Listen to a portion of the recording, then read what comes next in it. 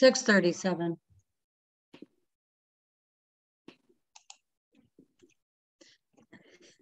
Okay. So I want to welcome guests.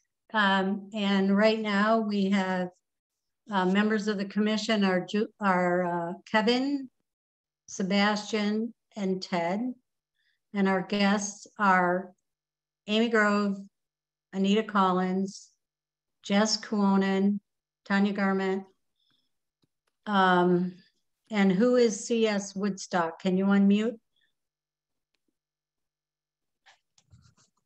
Can you hear me? Yeah. Lynn Woods. I'm sorry. I have a different Zoom account. So it's Lynn Woods is the other one. Sorry, I have to. Okay. If you want to, you can click on the right and change your name. Click on the right. Okay, hang on a minute. I just have settings up here. I'm trying to get rid of something. Yeah, there's up in the right-hand corner, there's 3 little dots. And if you click that, and then, sorry, I'm just going to answer this because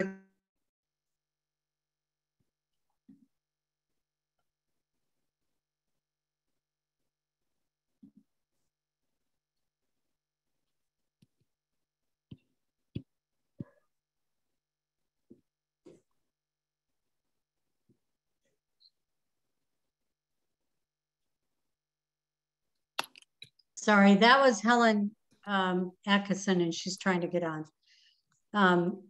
Julie, can you send that to her? Okay, and all right. And then who is the phone number 347-863-8990? You need to unmute.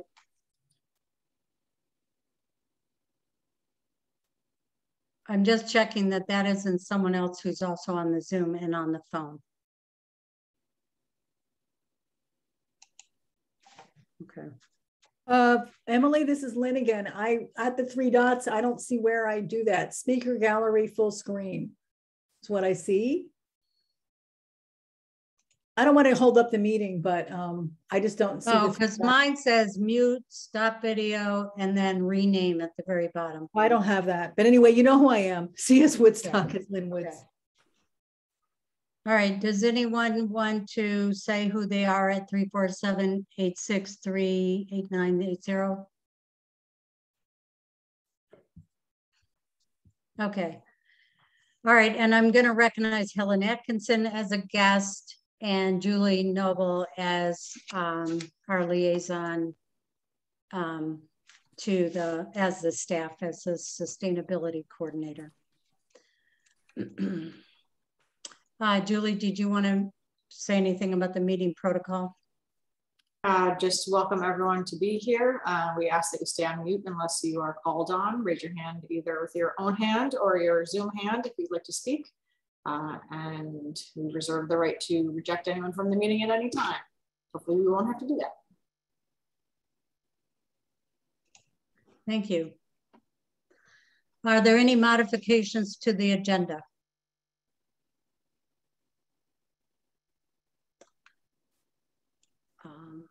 Just a point of order, Julie, are we supposed to be asking for public comment now?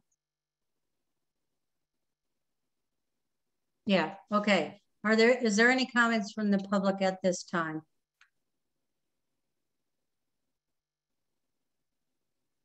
Okay, hearing none, we're going to review the hopefully approve the the September meeting.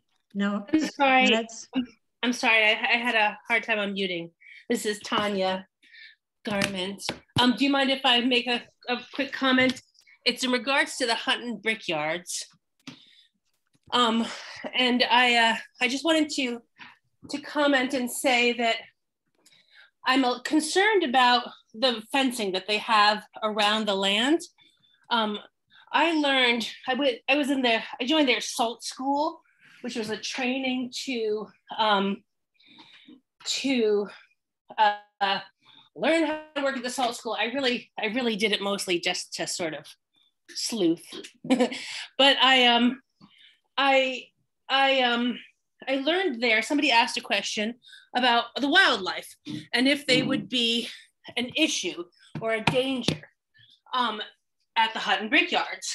And their response to that person was that they would be putting fencing all around to keep the wildlife out of the Hutton Brickyards.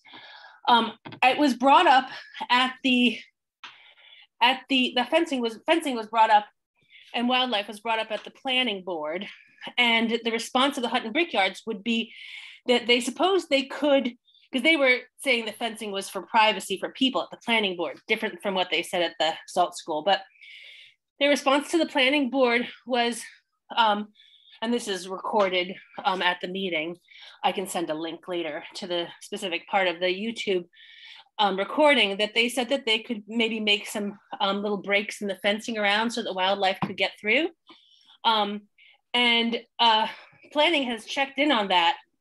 I checked in with planning and they checked on that, and Hutton Brickyards is resisting doing it. Now they're citing privacy and not wanting people to get into the land. So I think it might be worth taking a look at that land and seeing if there's any wildlife routes that are being blocked from the water, or because it's a very large piece of land, and just not allowing wildlife in that whole section seems like it shouldn't just be decided upon by the Hutton Brickyards as something that's okay. And I also just wanted to mention as well with the Hutton Brickyards that this past weekend, Field and Stream event had many more people than they had parking spots on property. So they were having people park on Delaware Avenue along those wetlands, and the cars were parked fully off the roads in most cases and on the sides of the road that have the, is that what it's called? I think wetlands. Anyway, the part that's along the side of Delaware Avenue, between Delaware Avenue and the parking lots on either side of Delaware Avenue, they were parking along the road, and that even got totally filled up, and then they were told to park on North Street and around the neighborhood. But it seems like I'm certainly not advocating for putting parking lots for an occasional event that they don't have the capacity to park, because all was okay, traffic was calm, there was parking on the street and cars moved slower. But maybe there should be some sort of a look at that specific area, because it would be a shame if there was damage that would happen as a result of that. Thank you.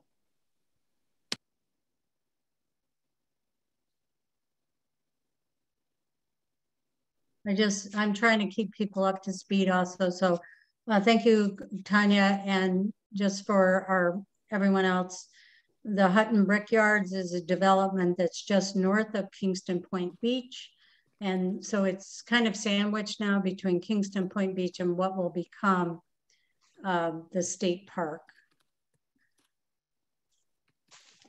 Okay, so now we're gonna review the monthly meeting minutes. So I think Julie and I both sent in a few edits. Yes, am I muted? No, okay, I combined them, I merged it, so it's looks okay. All right, does anyone have any comments on the minutes as amended? All right, hearing none, just giving Sebastian a chance to say anything, or Ted. Okay, can I have a motion to accept the minutes?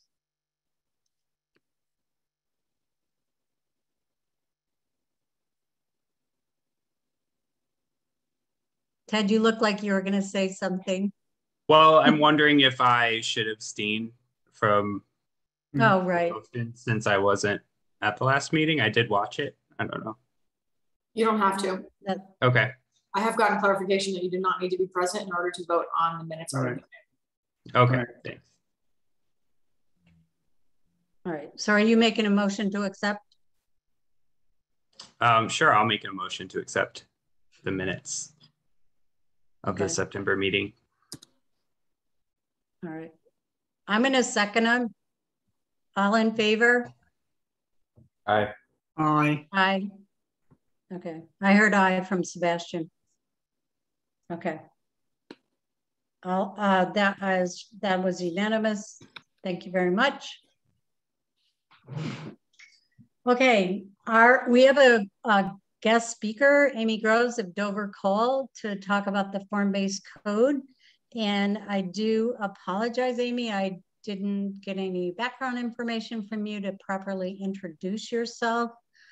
I will say just for a minute that we, Julie, Kevin, and I were all at a meeting with Dover Cole and the other consultants with city employees besides Kevin and I in September. So we got a little bit of an introduction to this and the schedule, which we're all going to really be wanting to be following to learn about the zoning change.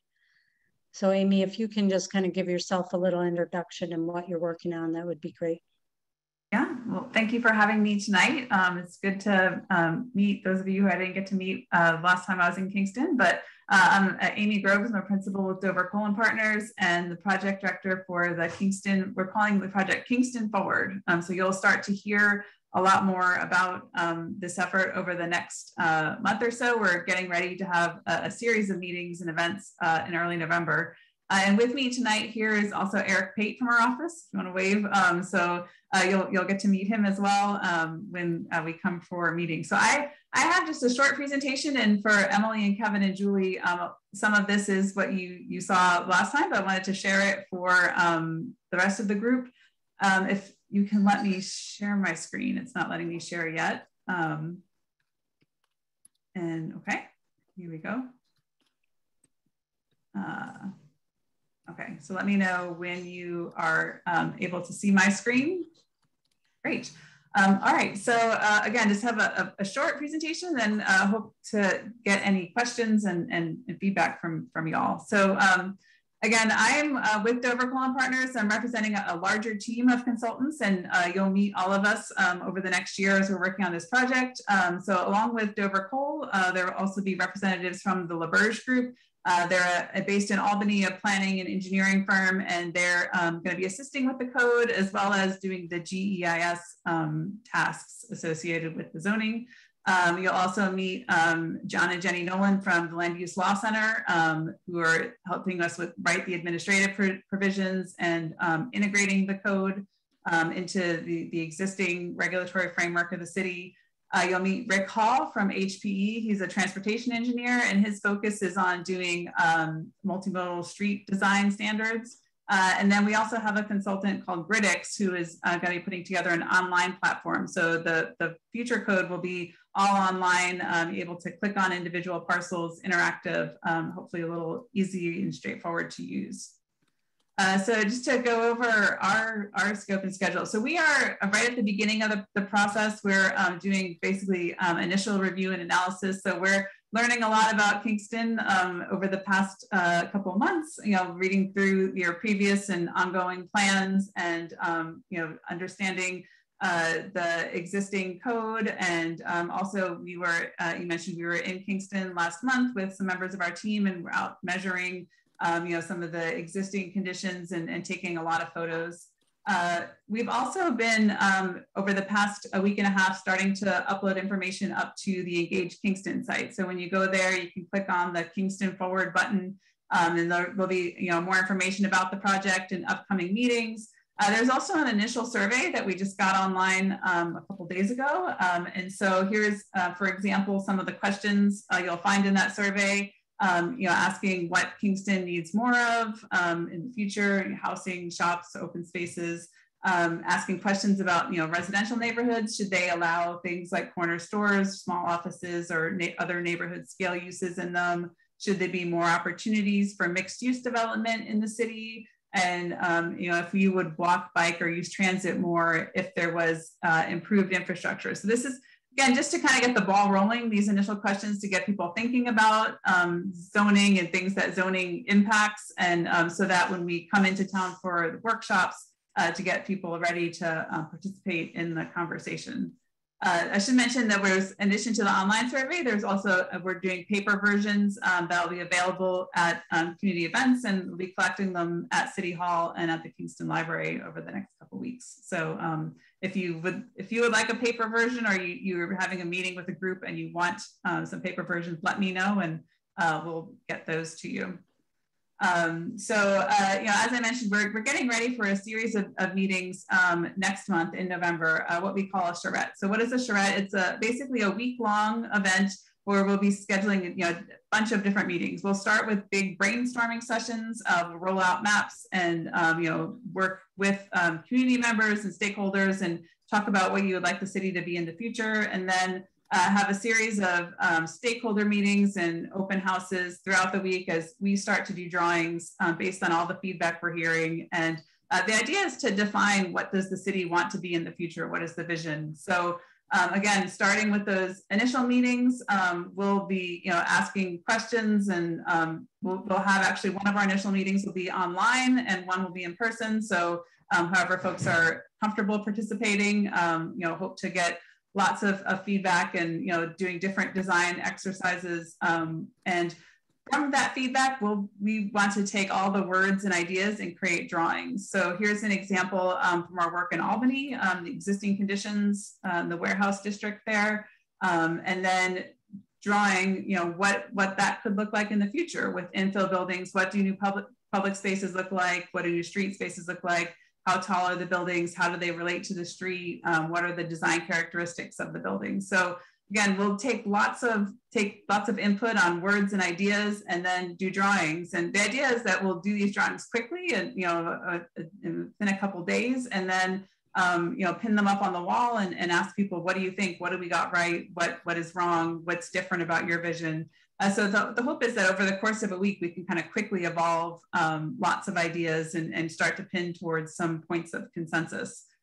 So here's the outlay of the 6-day charrette. Again, they'll have those big input sessions at the beginning, having an on-site studio in Kingston where we'll be doing sketches and inviting people in during open house hours and for stakeholder meetings. And then we'll wrap up the week with what we call work in progress. So everything that we have so far, a presentation. So we've been working over the past couple weeks on confirming meeting locations, trying to find locations throughout the city. And so we're getting very, very close to having them nailed down, and we'll have a full schedule of events. The goal is this week to have that completely ready, but this is the dates are set. So mark your calendars for, again, November 4th and 5th are those input sessions. November 4th would be a virtual online event. It's Thursday night. And then Friday night, in-person event. Then the 6th through the 9th, during the charrette week, we'll be scheduling walking tours, stakeholder meetings on different topics like transportation, housing, environment. So I suspect that many of you on this call will be hearing about them, but they'll be open for anyone in the community who wants to drop in and be part of the conversation. And then again, the open studio hours. So just to drop in and look over our shoulder, see what we've drawn so far, and give us some additional comments and feedback. So that work in progress presentation, what do we have at that point? We hope by the end of the week, we'll be able to start to confirm the vision for key opportunity sites or streets or public spaces. We'll have renderings and drawings of them, and then also some draft code concepts. So we might have, for different areas of the city, just excerpts, ideas of the future building form and what regulations could be. And again, the idea for this work in progress is to just put down our pencils at the end of the week and show everything that we have so far and get comments and feedback on it. So the work that we'll do following the charrette is just take all of the ideas and start to integrate that into changes to the city's zoning code. So just big picture, we like to use a method called form-based coding to do that. And form-based code, the big difference from conventional zoning is that the big priority is on the form of the buildings, how buildings relate to the streets and the design of streets and public spaces. Uses and densities are still regulated, but it's a secondary concern. So again, today, the existing zoning, the primary concern is more or less on the land use and the density, and sometimes there's overlays with some form controls, but we're really looking to define what the vision is for the future and then write the regulations specifically to hopefully that future development will achieve that vision. So how do we do that? The parts of the code, there'll be we call the regulating plan, where we'll map different character areas or districts throughout the city, and then write the regulations specifically for not just setbacks, but in certain districts we'll draw a line or a zone where the front of the building has to be and where parking should be.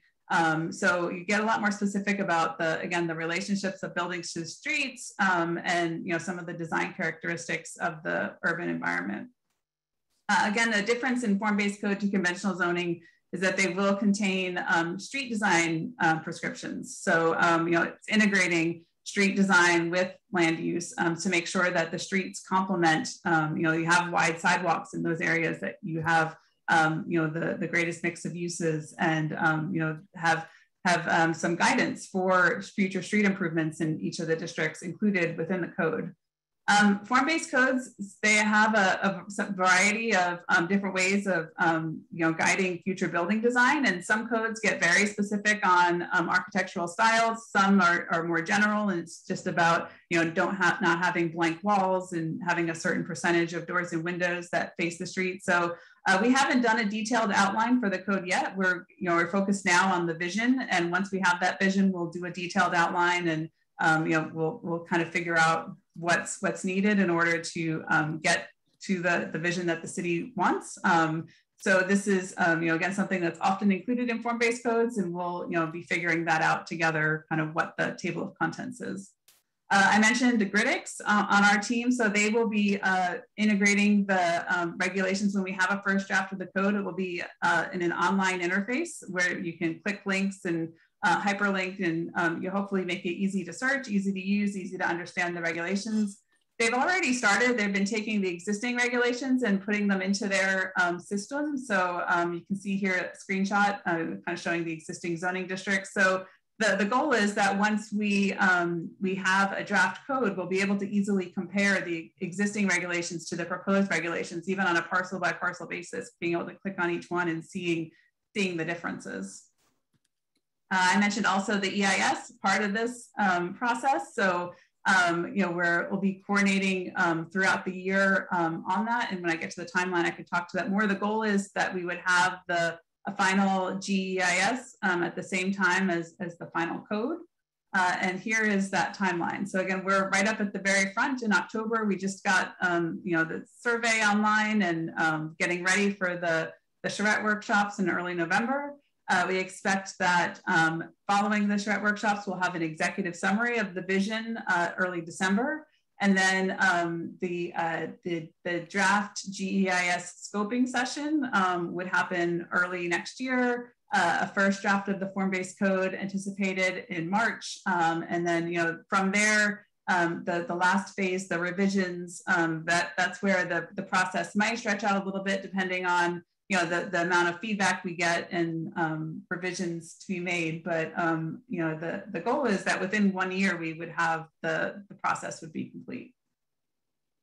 So that's what I had for y'all tonight. And I don't know if you want to do discussion now or how this meeting is formatted, but Eric and I would love to hear what y'all are thinking and questions you have, and opportunities, concerns, things that our team should be keeping in mind as we're getting ready for the November charrette.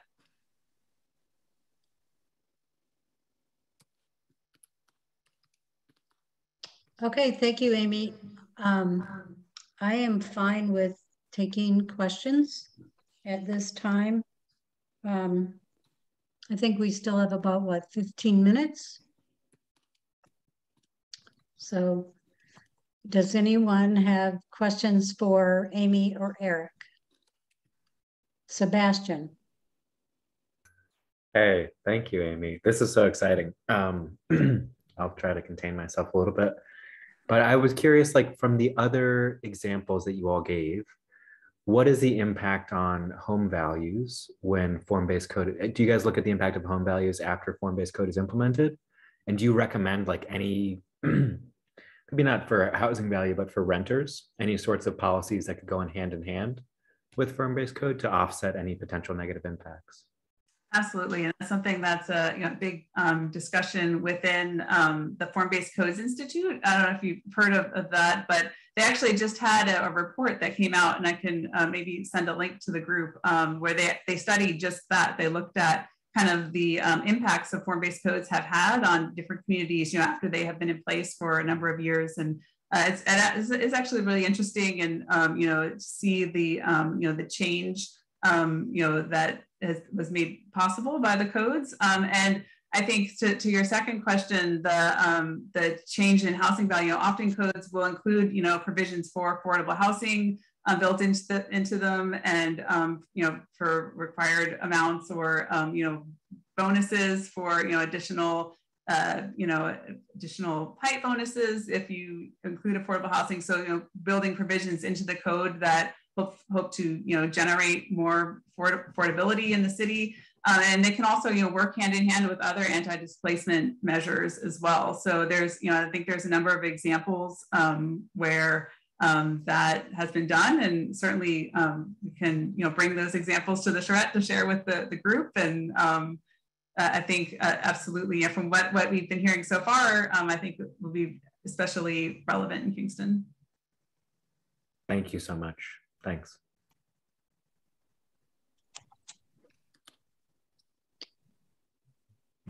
I'm curious, are there any other questions, or just similar to that, other topics, opportunities, concerns that you all have in mind that we should be thinking about? And we can again bring more information to the charrette on what opportunities. Yeah, I have a question and a concern. So I'm just going to say the concern. When I was at the meeting, you said you were going to let us suggest people to contact, and I have not seen anything about that. So I didn't know if that was that you haven't done it. Have you done it, or? So we are starting to build a stakeholder list, and I'll get in touch with Kevin to see, because I thought he was going to be circulating that further. We had asked for some initial ideas, and if you all do have ideas for stakeholders that we need to get on the list, let us know. And the idea is that we can reach out to them once we have that schedule for the Charrette Week, and specifically invite them to certain meetings, or if they can't make those meetings, we can set up another Zoom conversation or meeting at another time. But we want to make sure that we're hearing from a broad spectrum of the community. And so we did ask at those initial meetings of the site visit if people had ideas for stakeholders, and so we do have a list started. And I know that it's been being circulated and growing. But Emily, I'll touch base with Kevin first thing tomorrow and see. Okay, so just say Kevin's whole last name.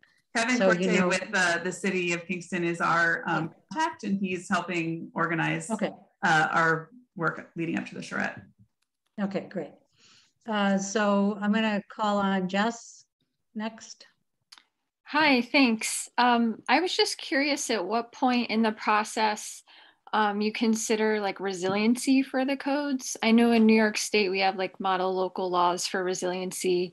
And I know you're working with the Land Use Law Center, which is great. I think they even helped authoring those. But as you know, we have issues with like sea level rise and, heavier rain events and that type of thing. And just curious how that gets incorporated into this process and the laws or the zoning.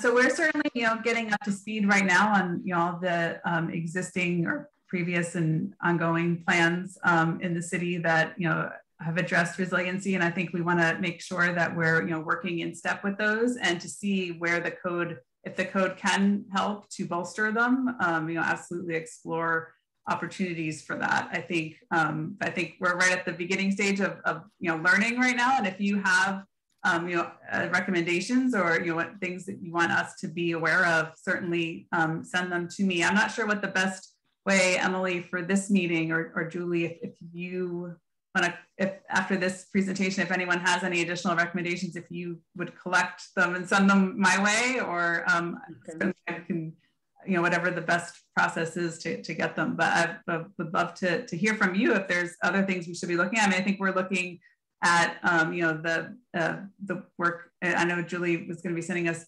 drafts of the climate action plan, and there's other initiatives going on in the city that we need to get up to speed on, and then kind of figure out, what in the zoning code could be done to help to bolster or reinforce these things.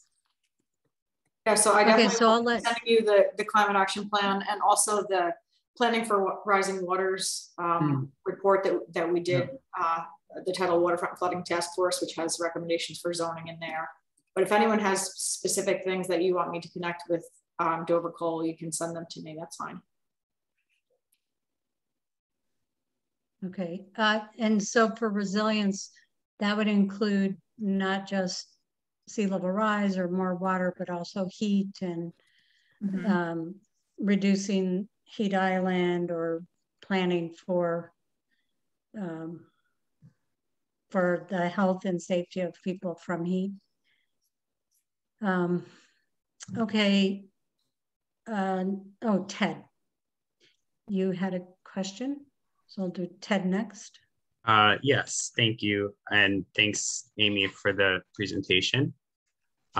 This is kind of just related to other things people have been bringing up, and I will share what I am aware of. But I was wondering, because I took the survey and I noticed, like, I understand the concept of form-based code, and I understand it's a revision kind of how zoning has worked in Kingston, but there are some other related things. For example, urban agriculture. There was a lot of work done in Kingston in the last 10 years. There's a study about urban agriculture that includes a lot of recommendations to the zoning code. So I was wondering if that, and also similarly, there hasn't been a lot of work done on this, but I know people are interested in making it easier to live in things like tiny homes in Kingston, or,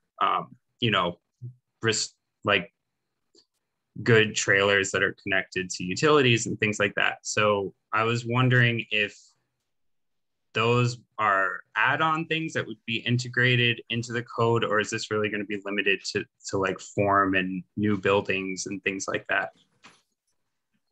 Certainly I think that for the second example, the tiny homes, I think that's something that can be plugged right into, the ordinance. If there's ideas about that, kind of permitting that and writing the standards for, which districts they're appropriate for, and, what are the lot requirements. I mean, I think that's something that I've seen, included in other codes, and could be included in, urban agriculture as well. I don't think I've seen the study yet that had the recommendations, so I need to read that. I don't know if Eric's been reading through all the past plans too, so I don't know if you've read that one yet, but Julie, if you can connect us with that, that would be great. I'd love to see the past recommendations and see how we can build on them.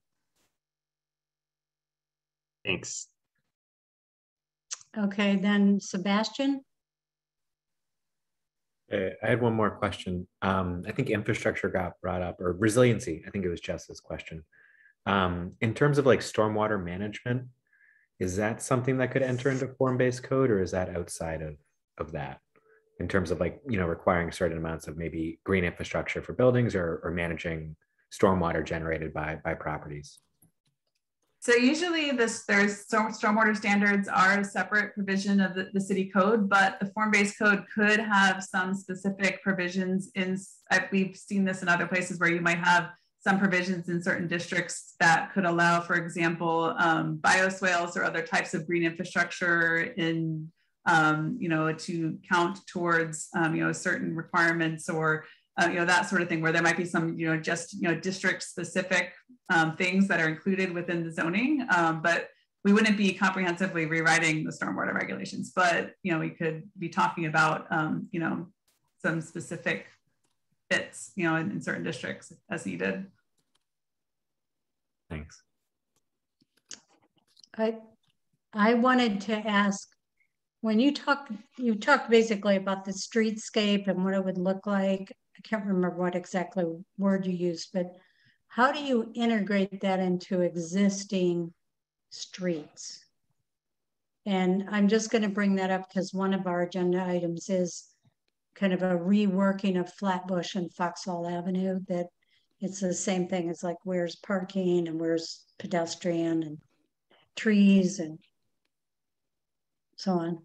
So typically the way that the street standards are done is there, you know, we look at different context areas in the city. So, you know, for example, very urban areas, you would have certain requirements of the streets, for example, minimum sidewalk widths, and you know, have a list of priorities and kind of a menu of ways you can design the street in those areas. And then conversely, in suburban, more suburban areas, or where there's, you know, I think, you know, different contexts, there's not as high of a pedestrian flow. I think, you know, different standards for, you know, certainly still achieving, you know, walking, driving, biking, and using transit, but, you know, just different priorities. So what the standards usually have is, again, you know, kind of design requirements for these different areas, and we map those areas in the city. And then when it comes time to improve a certain street, you would look at the standards for that area and use those to guide the street design.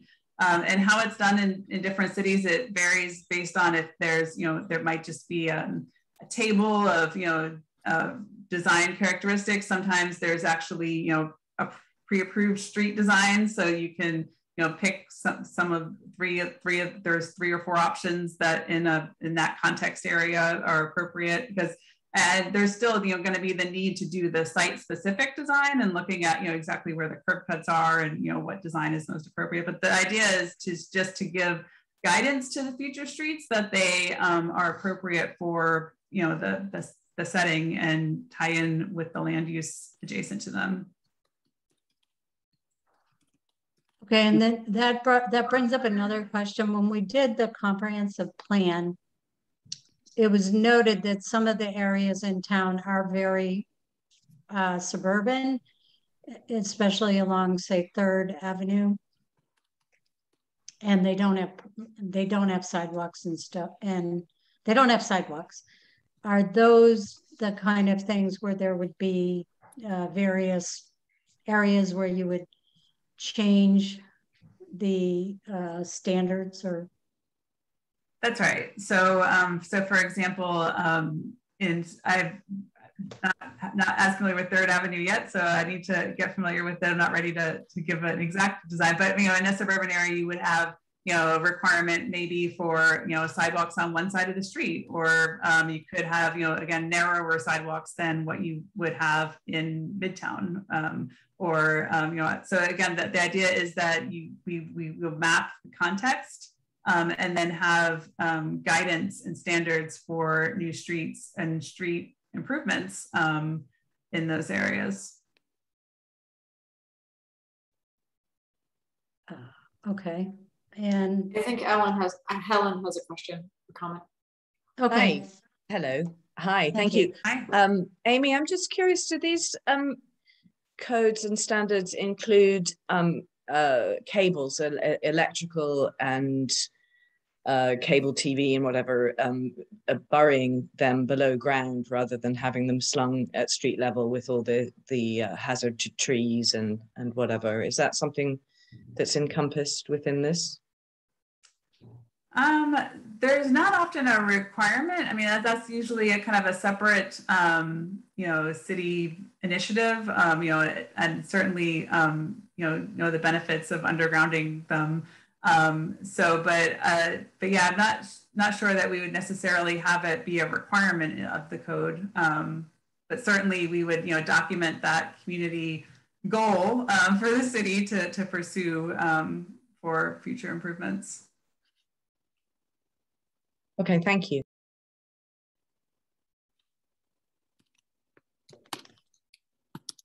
Are there any other questions from the audience?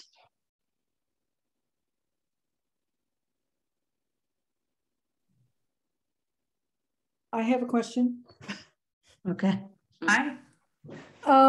You spoke about sidewalks, and in Midtown, there's a variety of sidewalk widths. Some are narrow, and there are 2 projects that were widening the sidewalks. And this is a place where houses are close to the street. So my question is, to what extent do you look at the historic infrastructure that we already have in future? Because it really varies around the city. You know, some homes are close to the sidewalks are narrow. There's a real hierarchy of streets. I mean, do you look at the historic aspect, and do you look at that as important to preserve? I think absolutely, and yeah, I think the goal is to maximize the mobility options, but also looking at the historic character of the areas, and you needing to fit within the street space available, right? And I know that there is an issue with the bluestone sidewalks, and so I think that's all something that we need to look at and kind of understand. But absolutely, looking at the historic areas, and having flexibility in historic areas to preserve that is going to need to be, I think, a key concern. Great, thank you. I guess EJ Michelle had a question. Yeah, EJ, Michelle, thank you. It's Elizabeth. Following on Lynn and what you just said about the bluestone, there is a project that is supposedly supposed to be completed by the end of next year. I'm assuming that your zoning code is not going to be finished by any time to be able to be applied to this project, or will it, or does anybody think that this project can be put on hold if we're going to be dealing with code that is going to be able to preserve things like the bluestone that exist? I'm a new resident to the town, to the city. And so I'm very, as you can tell, I'm emotional about this. This is very upsetting to me, what's being planned. So I am welcome to comments about this. What direction can y'all give? Can anything be stopped? Can it be put on hold till the code is done? Is there anything in the current code? Maybe this isn't the right place to ask this, but it seems to be a conservation issue.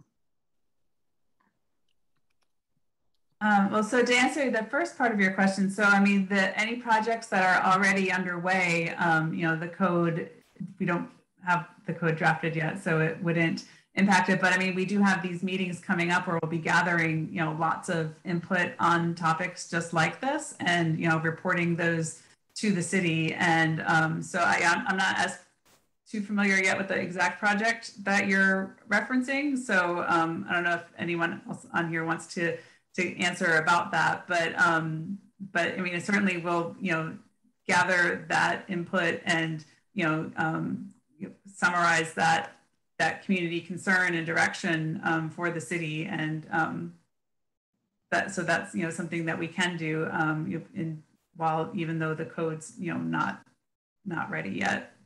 Can I just ask her another question, Emily? Who is that? Is that EJ again?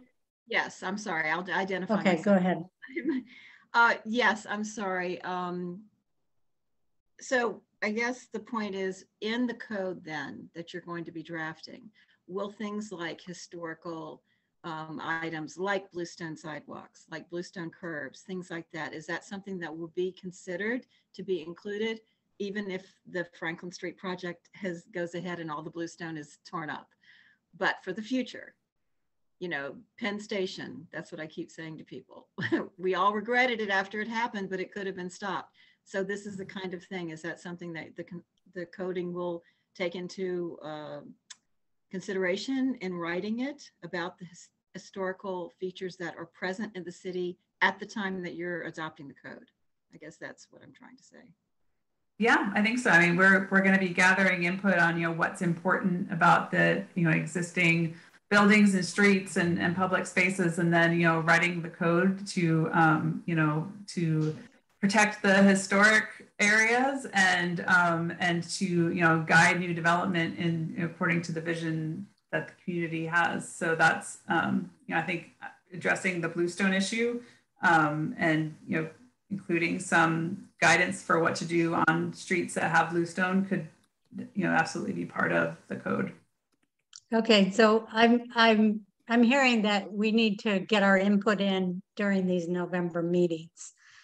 And Engage Kingston has a lot of information about the Franklin and Bluestone, and so you can read about it there. And I'm just going to take one more question from Tanya, and then we'll move on to the rest of our agenda. Unmute. Thank you. The open space plan and larger parcels and lot line delineations and subdivisions, all of those things. Can you say anything that comes to mind regarding that? For instance, right now there's a lot of lot line delineations and subdivisions happening to get around parking requirements that are happening. I'm hopeful that we can get maybe a real overhaul of our parking requirements and get a parking management system so that we're really managing parking instead of just adding parking. What about people using those as a way to get around regulations? With sales of real estate, a lot of that's happening. And then the open space plan has identified a lot of important aspects of Kingston, for instance, stepping stones for migration of birds and connected open space. Some of those parcels are owned by one developer, such as Kingston Wilderness near Wilbur, and some of them are owned by many owners or are already divided into different parcels and are for sale, like Lawton Park. So what could be done about those larger parcels in terms of zoning them and how the buildings are required to be put on the land that would preserve connected open space? So I would need to look at them together with you on a map, but what I'm picturing is that there could be requirements for where the buildings are placed on the lot that then leaves portions of the site that could be preserved as open space, for example. So that's something that has been done in other codes, and we could look at it together and see if that's an appropriate strategy here. I'm not sure yet, not looking at the map with you and kind of understanding fully what these areas are, but I think that certainly the code can provide guidance for where buildings are placed, and and incentives and requirements for new open space. Okay. Thank you. And Julie just put up the open space and some other of our documents. Okay. Well, I just want to thank you, Amy. I think this is just the beginning of the conversation. We look forward to be really engaged in this process in November and going forward after that. I just wanted to ask, were you going to attend our November 9th meeting again, or is that, has that been decided? I'm not sure. So I'm not sure if that's been decided yet or not, but we can certainly look at that. And I just wanted to mention, if everyone here could help to, spread the word to, everyone to participate in November. And I mentioned we're working to lock down the meeting locations right now. So hopefully there'll be a lot more information on the Engage Kingston site within the next day or two, and we'll get posters around town. And so if you could, if anyone not sure what Kingston Forward is, if you could help to explain what that is. And again, we're looking forward to talking with a lot of people next month. Right, yeah, because we have done a lot of work on our natural resources inventory and open space plan and climate action and tidal water from flooding and so on. So we do want to make sure that all our documents and our ideas get incorporated. Yeah, great. Okay. And thank you, and feel free to hang out or leave. I'm gonna hang out and listen in, so if that's okay. I would like to hear what y'all are discussing, but thank you for the opportunity. Okay, we're gonna go into old business, and the first one is the wood smoke air quality and the smell walk. Julie, do you have anything to say, or should I just talk about the email we recently got?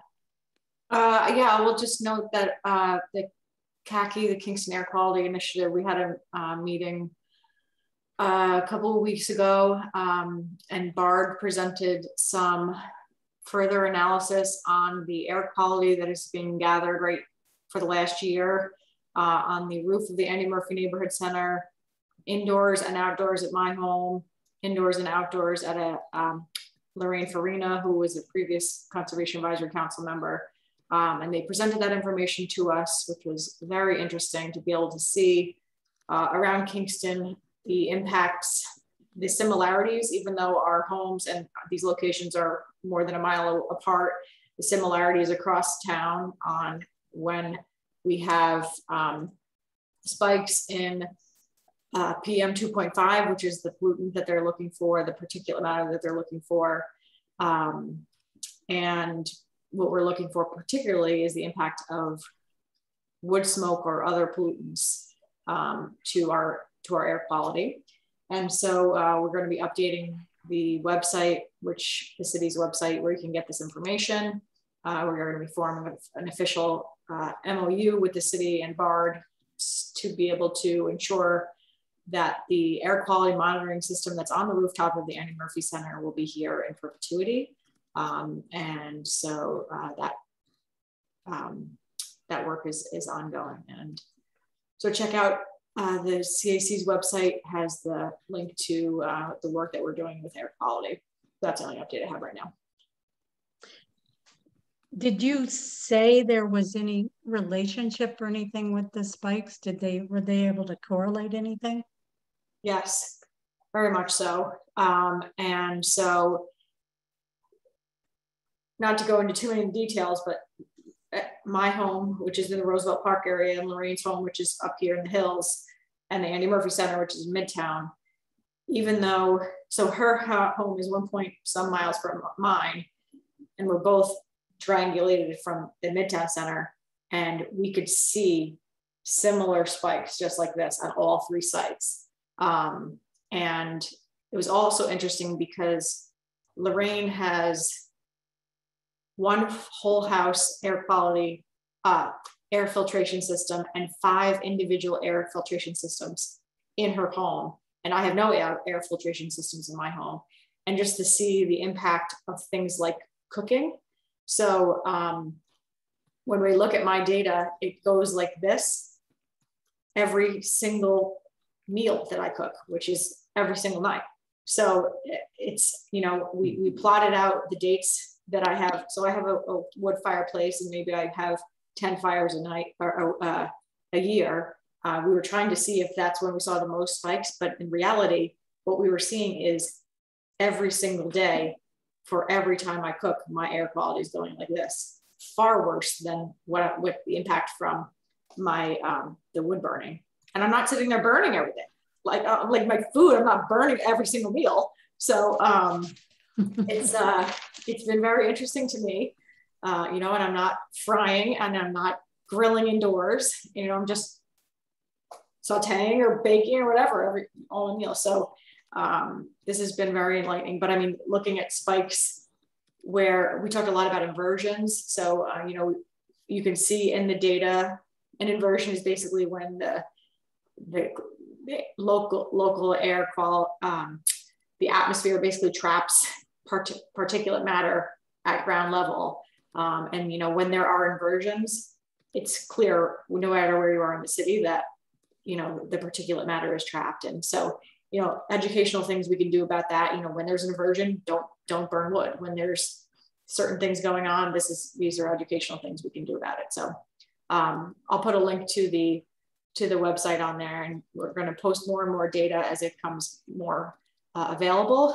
We've been waiting about a year to see the trends. It's been interesting also because things besides just wood burning, something that has been a focus that I'm also working on with my team here is also the impacts of exhaust from vehicles. So we just passed an anti-idling law, which goes into effect on January 1st. We're going to be doing this big campaign in the next couple of months to educate folks about the impacts of idling. And that was one of the reasons why I thought it was important to put the air quality monitor on this Annie Murphy Center, because we're here in Midtown, we're near the school and everything, to see what the impacts of idling are. So, you know, we're trying to figure out trends over the course of the year. We've also seen direct correlation between, obviously, between wildfires in the West and our air quality here. I mean, the spikes are evident. So it's all really, really interesting data, but I do want to caveat all of this with, we actually, comparatively speaking, we have excellent air quality compared to many, many other places in the world, but there are nuances across the city that we can always improve. Okay, and just a little background, 2.5, she referred to PM 2.5, and that's particulate matter that is 2.5 microns, and it's mostly kind of a sooty material, and it can be come into your lungs and get into your bloodstream. So that's PM 2.5. All right, so thank you so much for that. And then another person at BARD is doing a smell walk, and that smell walk is October 23rd, weather dependent, and they hope to start at the wastewater treatment plant, arriving around 10:30, and you need to have a smartphone and download an ArcGIS application called Survey 123. And then they'll be walking around, and you'll be kind of recording, your smell, what you're sensing with your nose. And then there's more dates, and they are encouraging the public to do this, but also the CAC, because we told them we wanted to be involved. And there is an incentive also, if walking around and gathering smells isn't awesome enough to everyone, the first 20 people who gather 20 smells get a $20 gift certificate to Sissy's Cafe. So what's the best way to get this out? Is that this information out? Because we got a private email from the from Susan Winchell Sweeney, who is the BARD professor that's carrying this out. Yeah, I think if folks want to participate in the citizen science work of gathering the smells, they should just email me, and I can send them this email. I'm not going to mass distribute it, but I'll put my email in the chat. Okay. All right, great. Thank you. Anything else on the wood smoke? The other dates, they're the 25th and the 27th of October. Thank you.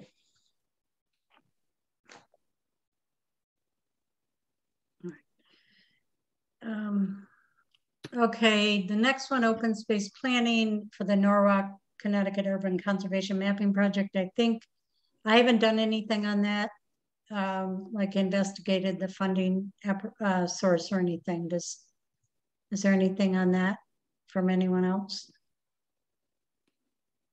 Okay. Sebastian, is there anything on water quality?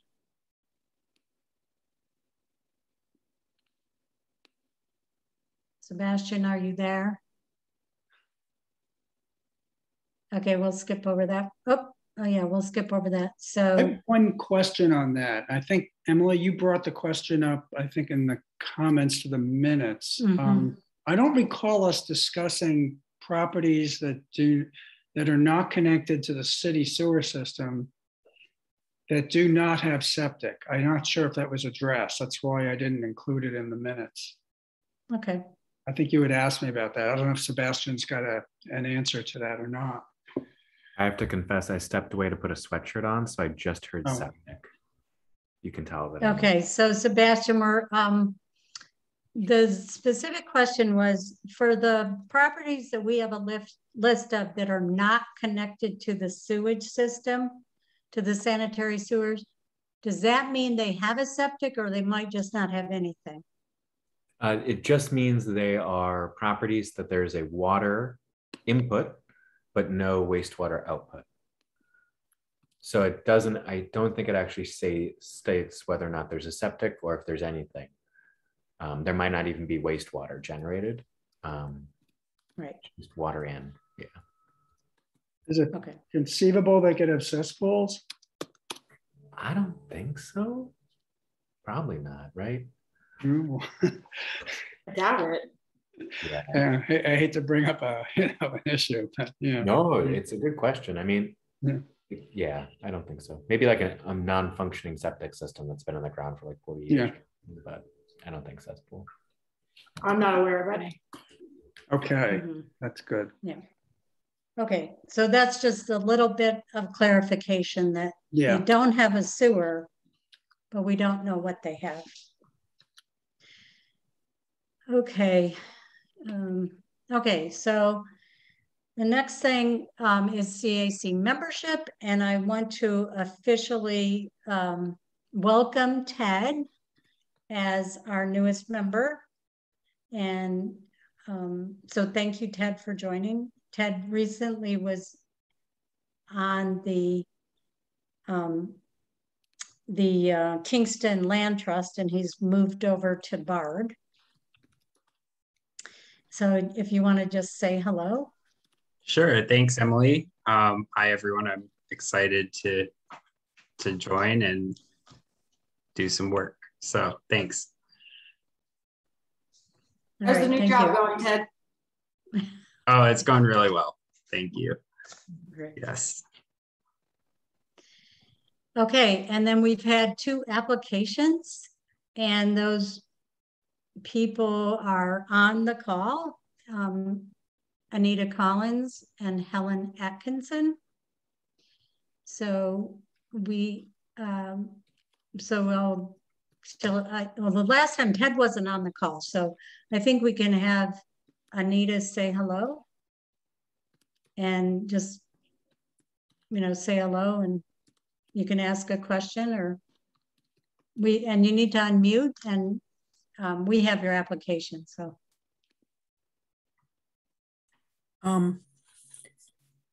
I'm new to Kingston. I moved here last spring. My sister and brother-in-law have lived here for 40-something years. Jack Weeks is heavily involved. Well, I guess he's currently president of the board at the Maritime Museum. And my sister, Elizabeth Collins, is on the tree commission. My background is as a bee biologist, and I've been president of the board at a small wildlife refuge in Pennsylvania, Eastern Pennsylvania, which is where I moved from. It's unique in that it's on a Superfund site, and we are doing recreation and research and education there. And I'm remaining on the board, though I'm no longer president. So that's great. Okay, thank you. Thank you for your interest also. And Helen, you need to unmute. Yep. Hi. Yes. Hi. I've been in the area since 2005. Bought one of those crazy big houses in uptown Kingston 8 years ago. So I've been in this area for a while, and very interested to see how the economic changes have manifested themselves in Kingston over the years. Very much would like to be involved in the future of this city. And I'm a professional writer and editor and journalist. My interest would be in helping communicate the work of the committee and of the legislature generally to a wider audience, because I think there's a very low level of engagement in Kingston. I think a lot of people just sort of feel a bit helpless and uninvolved, and I would like to change that, and I'd like to use the power of the word to do so. Okay, thank you. We then do have their applications, and so I need a motion for us to go into executive session to discuss their membership.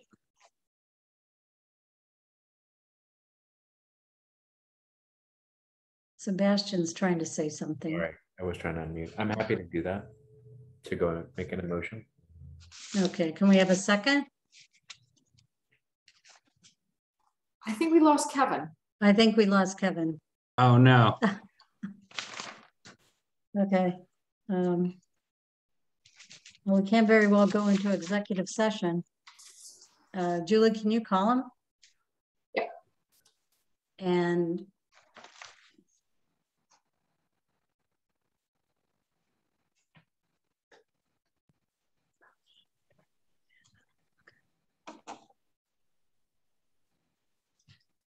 then I'm gonna just skip down to some more information and skip down the agenda. I'm gonna just say that on item F, Ulster County Housing Development Corporation, there is a public meeting scheduled for October 25th.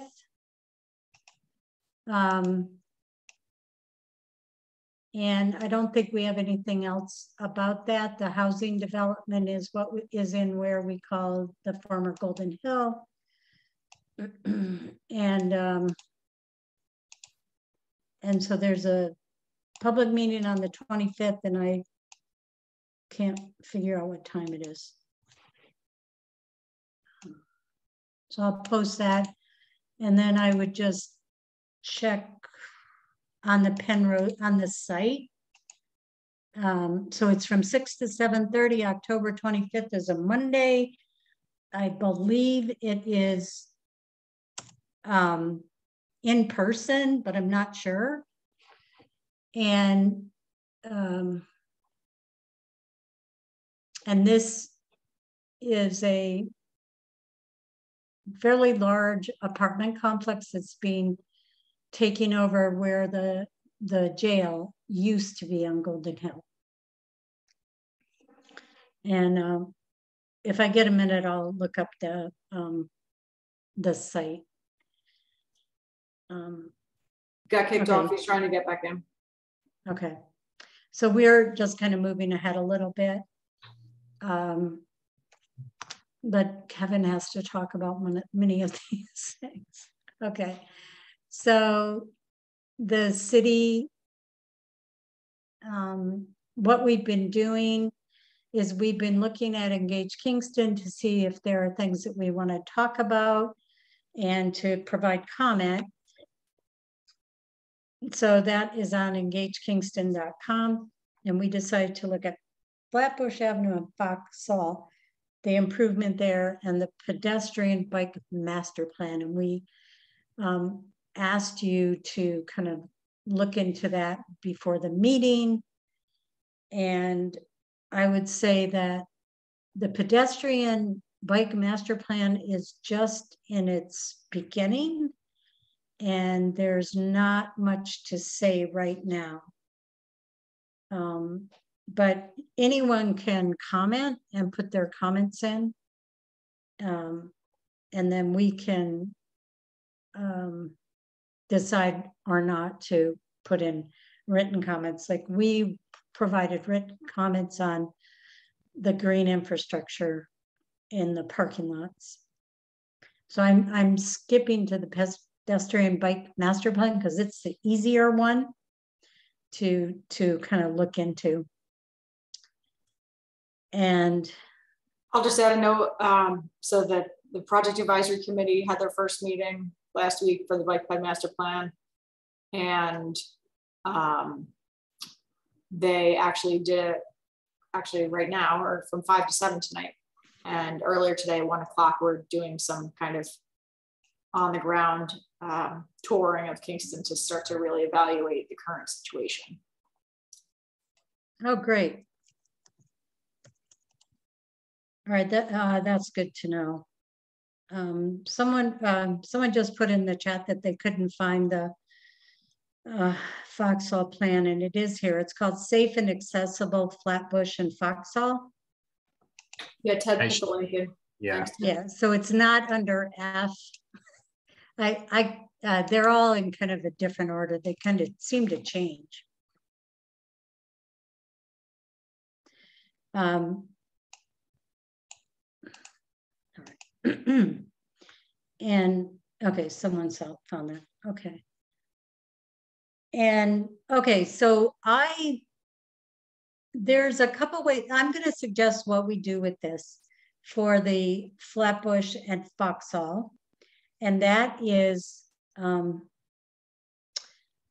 the way, we could just call Kevin and have him be on the phone if he can't get in through Zoom. He's trying right now to get in on the phone. Oh, and he can't even get in on the phone? Okay. Alternatively, we can call him and he can listen through our speaker. Yeah, I'll give him 1 more minute and then. Yeah, okay. So there's several parts to the Foxhall Flatbush, the Foxhall Flatbush project, and there's specific goals that they have listed, and one of those is to, you know, it's really about pedestrians, parking, railroad crossings, and then they've divided it into, well, it's going to be way easier if we bring up the PowerPoint, but I felt I'm just going to say that. So first of all, Foxhall goes from Kingston Hospital up to Kentucky Fried Chicken. And right before that, there's an intersection that's pretty weird because it has like 5 streets coming in. And that's where Flatbush goes off towards the northeast. And that's the area. And then on Flatbush, that's the area of interest. And from that intersection on Flatbush, it goes over to the housing complex, the apartment complex that's across from the cemetery and just over the railroad tracks. So they're very concerned about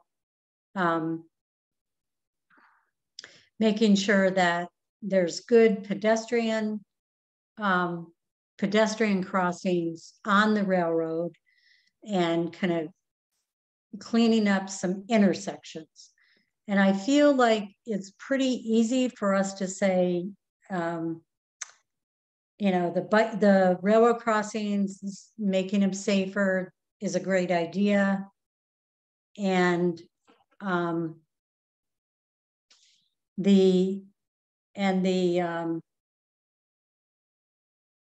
and then the 2 intersections, they only really have one example. So the 2 intersections that are problematic is the one where Flatbush and Foxhall meet. And Julie, are you scrolling that? Yeah, okay, thank you. So if you go to, so I feel like we can agree about the railroad crossings and probably pick the best way to talk about the intersections, and let's just talk about that, and then let's see where we can go with actually a decision about about sidewalks and where the bike lanes were and everything. If you could just go down, just so we can review the goals. Yep. The project goals, yeah. Kevin's on my work phone. He's on the phone, so he can hear everything and he can Okay, speak. stop. Oh. Okay.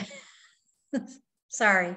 Just go. Okay. So here's the project location on the left. So this is going on the left from Broadway and Kingston Hospital. And you can see where the road crossings are, where the lace mill is, where South Manor comes in. And then the going up to the interesting intersection at Foxhall and Flatbush, and then going down Flatbush to the cemetery and the Colonial Gardens. apartment. And the idea is to make it easier to walk and get around. And I looked, and the crossings are shown on this, and they're pretty straightforward just to make it easier so that people feel safer and there's more protection for pedestrians. So are there any questions about the railroad crossings? All right, then let's go up and talk about just the goals, which I think is slide 6. Yeah, so this one is about pedestrians, bicycles, the intersection geometry for pedestrian crossings and the railroad crossings. They don't ever talk about parking or kind of enhancing businesses or anything like that. Although there is of other objectives on the website. And I just, and the reason I'm bringing it up is that we are still using cars and we do need to think about the businesses. So are there any questions so far on that? Okay, so then if you go down to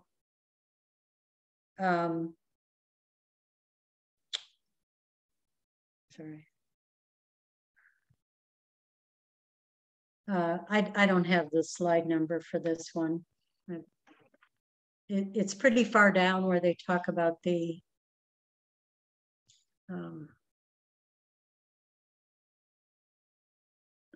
they talk about the 2 intersections.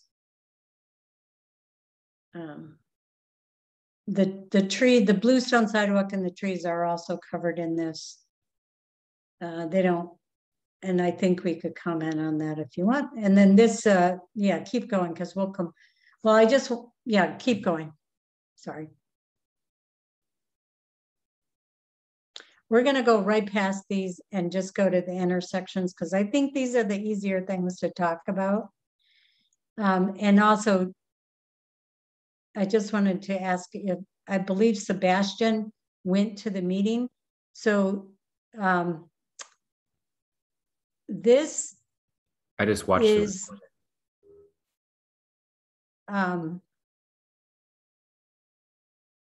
this is the existing intersection. And so the lace mill is in the right-hand corner. And Foxhall crosses CSX Railroad at a angle. Yeah. And then the next picture,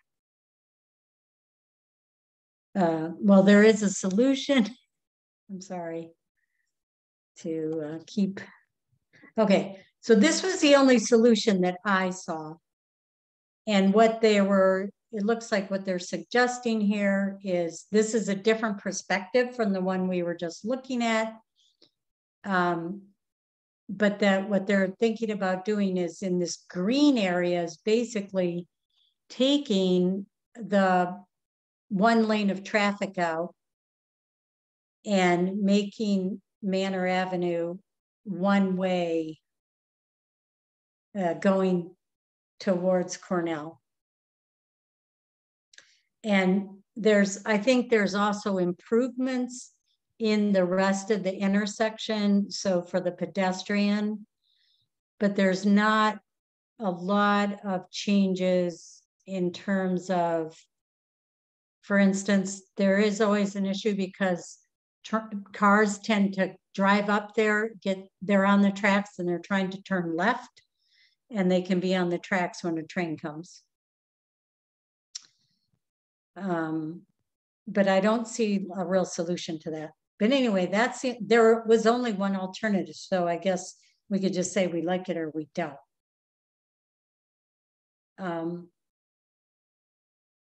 So the purpose of going through this is I would like to get enough feedback to try to draft a letter.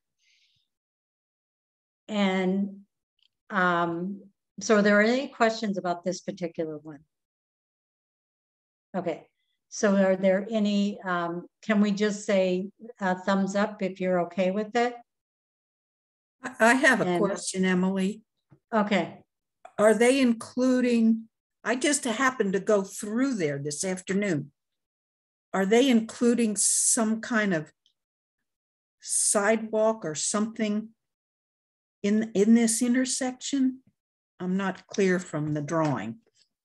Yeah, I would say that, first of all, there are some sidewalks, and I think that that's kind of the, yeah, oh, so Julie's drawing the one that's right there.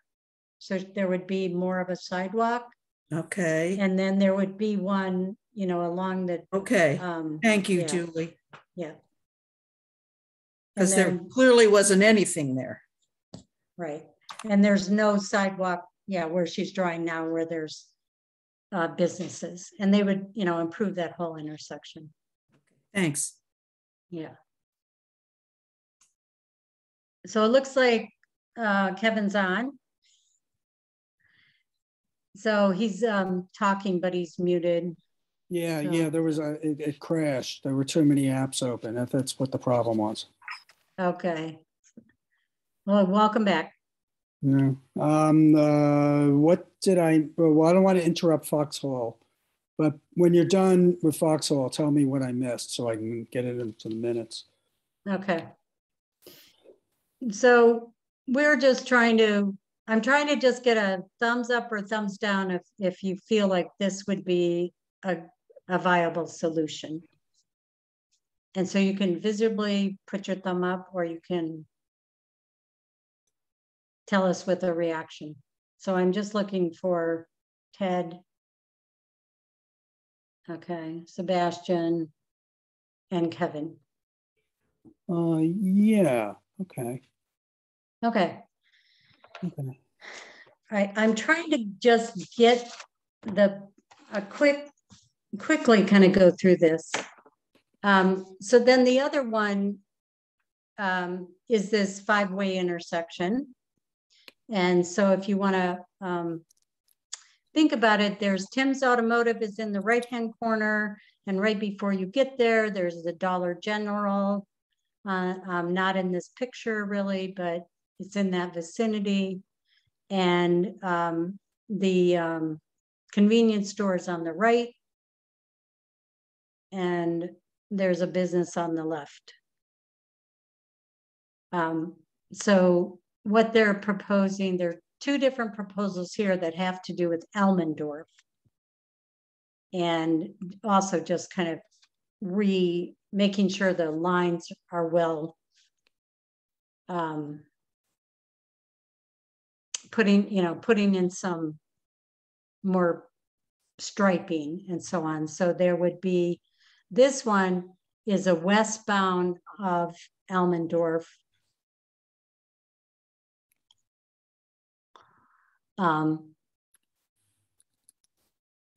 Wait, okay, this is, okay. This is a westbound left turn lane. Julie, do you want to show that? Yeah. That allows you to go from Flatbush to Foxhall. So that just doesn't, that makes it so the traffic doesn't jam up. All right. And there's no change to Elmendorf.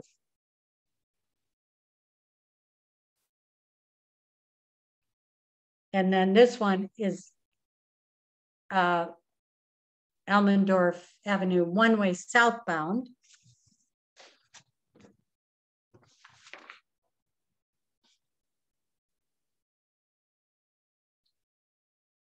And then the next one is northbound. And you can see the striping and everything. And I think that the one thing is, if there's a southbound on Elmendorf, then that eliminates people trying to turn, making a left turn to get into there. And it allows the people from the neighborhood to get out of their neighborhood, but they would have to go around a different way to get into their neighborhood. Can I ask a question? Then, yeah. So I grew up in Britain, and I know that roundabouts are probably a bit of a sore subject right now. But what would happen in a European or British city is that this would be what we call a mini roundabout, and it is actually a perfect solution to that. It doesn't have to be the colossus that got built at the top of Albany Avenue, and there's what I'm worried about is if you start taking out traffic, if you start cutting out a whole half of the road, you're going to add to congestion potentially. And a mini roundabout here would actually keep the traffic flowing extremely well. It's perfect for junctions like this where there's multiple, where it's not just a simple crossroads, where there's multiple roads coming in to one place. And literally in many places, it can just be like a hump in the road with clear marking on it, and everybody, gives way to traffic coming from the left and goes around to the right. I would suggest that there are several places. There's also that junction at the top of Greenkill where Fair and Wall come in. That would also, that's a nightmare with it being an all-way stop, and that would also be a fantastic candidate for a mini roundabout. I know that roundabouts are a relatively novel idea here, but I think that Kingston could really distinguish itself with perhaps adopting that solution. Just wanted to put my 2 cents in. I know that there's definitely been one considered at the uptown on the boulevard where Fair Street and Wall Street come in, but the space is different there. So like here, I think the concern is that large tractor trailers are coming in from Flatbush and having to go left here onto Foxhall, and that kind of turn, I'm not sure how they would navigate that. It's the same, it's exactly the same turn, because you're not actually putting any kind of obstruction. This is what's so brilliant about it. If it's done well, you don't put any obstruction in at all. So a truck turning left from Flatbush onto Foxhall would effectively take the same path. It would just be about the protocol for who had right of way. That's why it works so well. You're not restricting this space. I mean, it's obviously not a huge space, but you don't need one. It's much more about what the traffic rules are. If you guys want, I can do some research on this and share it with the committee, but they really do make a huge difference, and especially in these kind of dense urban areas, they're actually a really good solution. And also, you don't have to have all the expense of maintaining and running traffic lights. It also makes it easier for pedestrian crossings to be taken more seriously, because then they have absolute right of way. So this seems like a perfect place to try something like this out, actually. Okay. I'm okay with that. You definitely have, I thought we had a choice of 2 or maybe 3, and now we have 4. And they've already stopped the comment period, so we're just kind of putting in ours because we're on the CAC. But I'd be happy to consider that. So those were the 2 intersection things. So do you guys want to kind of table the intersection development? Well, let me just say, omitting the roundabout, is there a preference? Let me see. Yeah, I'm just going to say, I prefer the Elmendorf one northbound.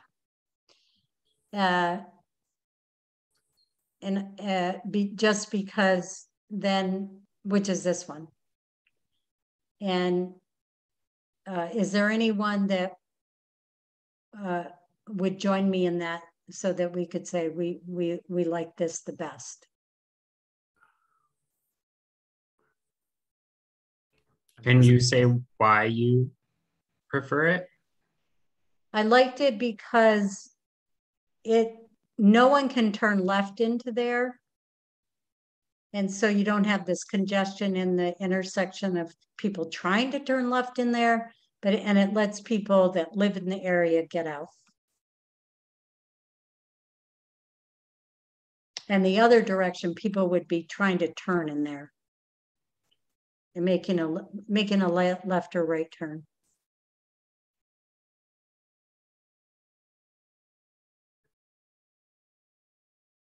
Yeah, I see that. I am interested by this. Thank you, Helen, for mentioning the other option of a potential like roundabout.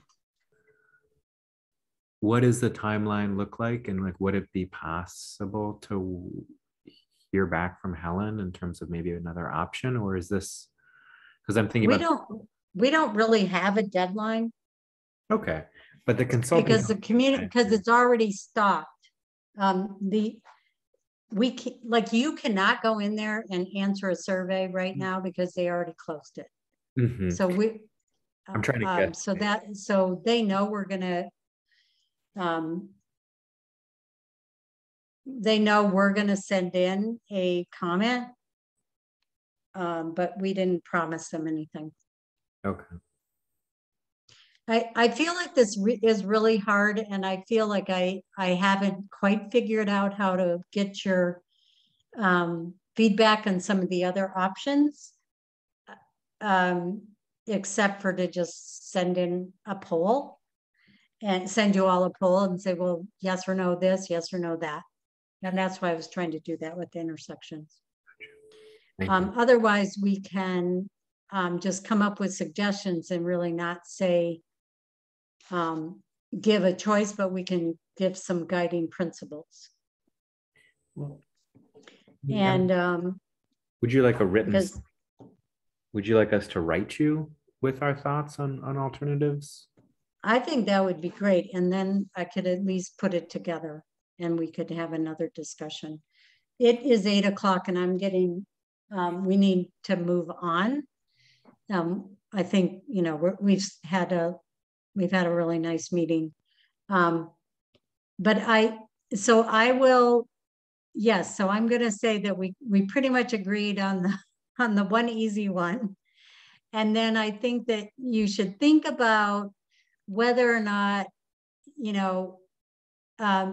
for the street scene, it's really there's all these different options of whether or not there's parking, whether or not there's shared bike lanes, whether the bikes share with the property, with the cars.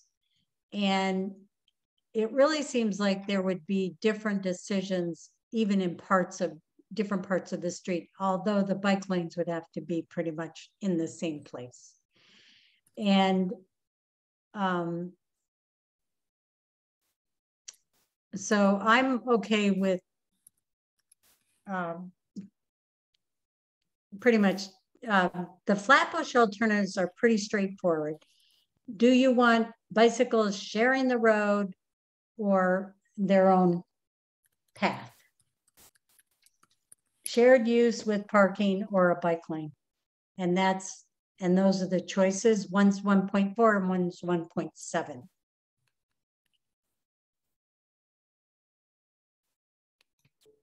Ted, do you have your hand up? Yeah, I mean, I don't really have a strong opinion on this, especially because this isn't an area of Kingston I frequent very much. So it's hard for me to kind of visualize and think about it right now. But my question is more in terms of like process being new to this council. I'm just wondering, within like our mission of protect of natural resources, like should the conversation be more limited to that, or is like the street design and intersections within our purview? I'm gonna, in my opinion, there will be tree plantings and there will be impacts to trees. And so that's one thing that's in our purview, but we also, I think that we also have a strong interest in pedestrian and bicycle transportation that moves from one area and open space to the other, just in terms of air pollution and congestion and so on. Okay, that makes sense. Yeah. So that, I think that's why we decided to take this on. Any other comments from the members? Yeah, I kind of identify a little bit with what Ted said about not knowing the area super well, but I do feel, and this might be like the controversial element of like, as the CAC, there's options. It seems like the option with the shared path provides dedicated pedestrian, provides a green strip for vegetation and potential planting of trees, and seems to like hit on those elements of what the CAC does. There is no parking in that, but I partially feel that that's not a thing that the CAC should be considering as criteria, or rather criterion for evaluating the options. I'm willing to have pushback on that, but I just wanted to state that out there because I think Ted was asking a nicely phrased question about kind of where does our purview lie. No, I appreciate it. Yeah. So you're saying you're really like thinking about the green strip and exactly, and the possibility to put trees in there. Exactly what you were just saying about like, it's about pedestrian usage and green space. Yeah. Yeah. Okay, I thank you. And I guess the other reason that I bring up parking is that the alternative is to ask businesses to have off-street parking, which is difficult or impossible, and and kind of the alternative is to provide parking on the street. So would you rather pave over another area so a business can have parking, or can you allow the existing road to be the parking area? I would say that this Flatbush has almost no parking. I don't think there's any parking on that street, just because it's most of the businesses already have off-street parking.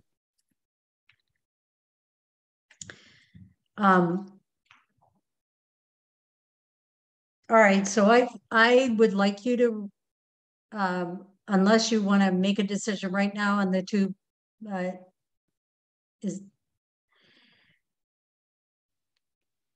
guess what I'm hearing is that you would like us to talk more about the the green space. And Sebastian, did you say that you like the shared or the bicycle track? I was thinking the shared because it's separate from the road. Pretty dramatically, it seemed like there'd be a curb and a strip of vegetation, which seemed like it might be the safest bet for pedestrians and cyclists. All right. I'm just going to take a straw poll now to see if we can go with that one with the shared lane on Flatbush.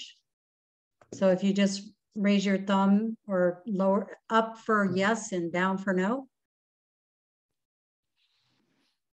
So shared lane is the current conditions. Yes. I just want to clarify. My comment was referring to the shared pedestrian path, right? I'm confused now. That's what I was commenting on, not shared use lanes. Oh, okay. Then I think we should just that's not what I was referring to. Bring it up the next time. Yeah, because it's shared. No, yeah, no. Yeah, this is really what it is already. Bikes share the road with cars. I meant the pedestrian one on not on Flatbush, it's on Foxhall. Apologies. Yeah, no, we were only talking about Flatbush. Mm-hmm. They're only providing these two on Flatbush. Okay. Yeah. Sorry. I'm going to table this. It's really getting late.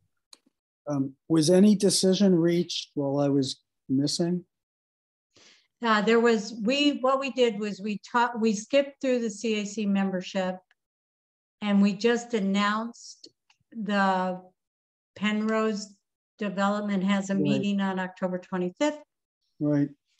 And we just discussed the pedestrian bike master plan. So what I would like to do is to go back to the CAC membership. I think we had a motion and a second to go into executive session. And the reason to go into the executive session is to consider the membership. And then we lost you, so we moved on. Okay. Somebody will tell me what happened in the executive session then, right? No, because we're all talking on the phone. We didn't do it yet. We haven't done it. Oh, you haven't done it? Oh, okay. We are going to do it now. Sorry. Oh, okay. Sorry for not making that clear. Okay, and on the pedestrian master. So we have a motion and a second to go into executive session. The reason we're going into executive session is to vote on new members. And so now what Julie's going to do is we are all going to black out our screen and mute ourselves. And I am calling Ted and Julie. I remember the process. Okay. Okay. Who made the motion? So we're going to do that now, and then we're going to just ask people to wait for us to come back. Well, who made the motion, the first, and who seconded? I think I made the motion. Ted and Sebastian. Yep. Okay. Okay, so we're going. Okay. Okay, we're good.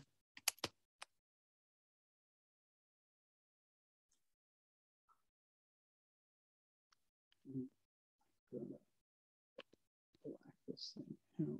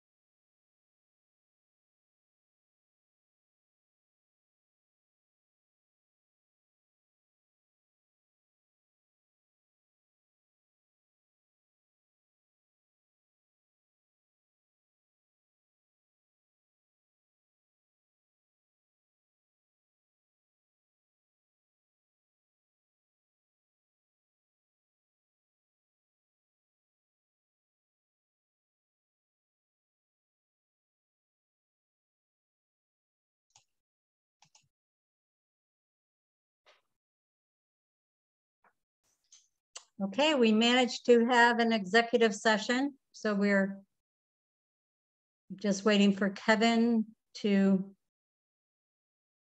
make sure Kevin's there.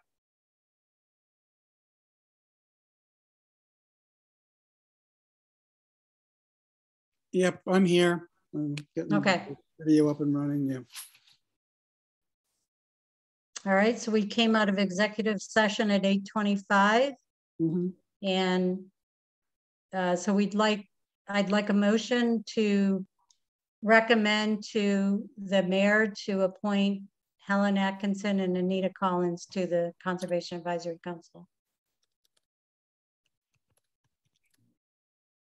Sebastian is making that motion. Can we have a second? Second. Okay, thank you, Ted. Okay, all in favor? Aye. Say, raise your hand and say aye. Okay, aye. Aye. Okay, so it's Aye. unanimous. Okay, so thank you and congratulations, I guess, to Helen and Anita. Our next step is that I let the mayor know, and then the mayor will let you know, and then you have to go to City Hall and take an oath of office. Wow. Yes. Do I have to Ted, wear a have you gown done or that so anything? you can tell them what it's like? Have you done that yet? I did it, and it's just signing a book in the clerk's office. Oh, can I wear a hat or something? Sure. You can, yeah, you can take a photo entourage too. Okay. Thank you very much. And any color mask you want. Yeah. Yes, but you do have to. You have to wear a mask. Okay. So moving quickly through the agenda, we have the 6585 East Strand. Table. And in that action, I sent a letter. I just sent an old letter that we had already sent, but it was it did not, it was withdrawn from the planning department, the planning board meeting in their September meeting. And but it's back on the agenda this month, right? No. Kevin? No. No. Oh, it's not on the meeting. Nope. Oh, right. Yes. So there's nothing on that, correct? Yeah, unless they come back like, you know, as unscheduled, you know, old business or something, but they're not there as we speak. Okay, and then 191, 199 Hurley Avenue, Kingston Meadows. Yeah, I had a discussion with Suzanne on Friday about this, and it's not ripe for comment yet. Okay. I think I'd sent so Suzanne Cahill is the planning. Yeah, the director. planning director in the planning department. Yeah, it's not ready for comment yet. There's 2 lawsuits pending, and they're trying to get the previous environmental review continued. And there's a question as to whether it's lapsed because it was done in 2013, and they're doing legal research on it at the planning department, and yeah, it's not ready yet. She's going to present anyway. She's moving forward as if she has a deal going, but it's really, she doesn't have financing in so place. By she, you mean the owner? The developer, yeah, does not have financing in place, and she's got 2 lawsuits pending, including the one with the county over the O&W rail trail, the eminent domain case. So that's a long story, and it's on, you know, to be continued. The other thing on the planning was Hutton Brickyard is back. Special permit amendment to relocate a trailer and construct an addition to the restaurant pavilion at Building 1. I did not see a new site plan for that. I don't know if it's posted yet. I didn't see it. It's like when you did the pull down menu, it was, you know, wasn't there. Okay, so what are you suggesting for us? Anything? Do we have any objection to them constructing an addition to the restaurant pavilion? The only thing that would come up would be the wood smoke, but I don't know if that's an issue or not. I thought you said there wasn't any information. Yeah, but I'm reading the agenda. I don't have a site plan amendment. I don't know if the configuration of the building or any of that. I see.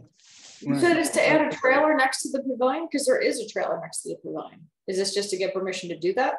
I don't, without a site plan, I don't know what they're doing, right? Okay. Approved plan to relocate a trailer, site plan amendment to approved plan to relocate a trailer and construct an addition to the restaurant pavilion of building 1.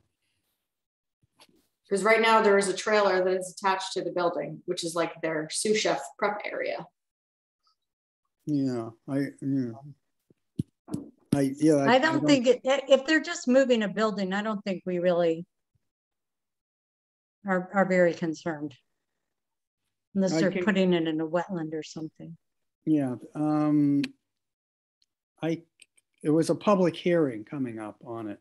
So if we did have a comment, this might be the time to do it, but we have to get the site plan first. Give it. I don't know that is it really a substantive issue at this time? It didn't come up at the Heritage Area Commission.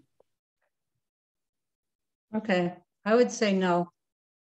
But yeah, if it comes up at the Heritage Area Commission, I'll let you know, and then okay. You know, you can submit comments to me, and I can submit them to Suzanne through the Heritage Commission. All right, or we can try to figure out how to do that ourselves. Yeah. Okay. Okay. The next thing on the agenda is the city tree planting grant support, and I did write a letter to the 2 aldermen in the most and kind of in the areas where there's not a lot of tree canopy. Mm-hmm. And Kevin said that he did talk to one of the aldermen and said that they had received the letter and they were going to try to follow up. And I missed the end of the tree commission meeting yesterday, and I haven't had time to review what happened at the end of the meeting. But because the planting grant was the last thing on the agenda and I missed it. So I apologize for that. So does anyone else? Well, I'm just talking to my sister who's on the tree commission. Yeah. Apparently there's funding for 60 trees. And so far they've only gotten 20 requests. Whoa, okay. So encourage people to do so. Okay. All right. Is there any, and that's what, yeah, we're trying to,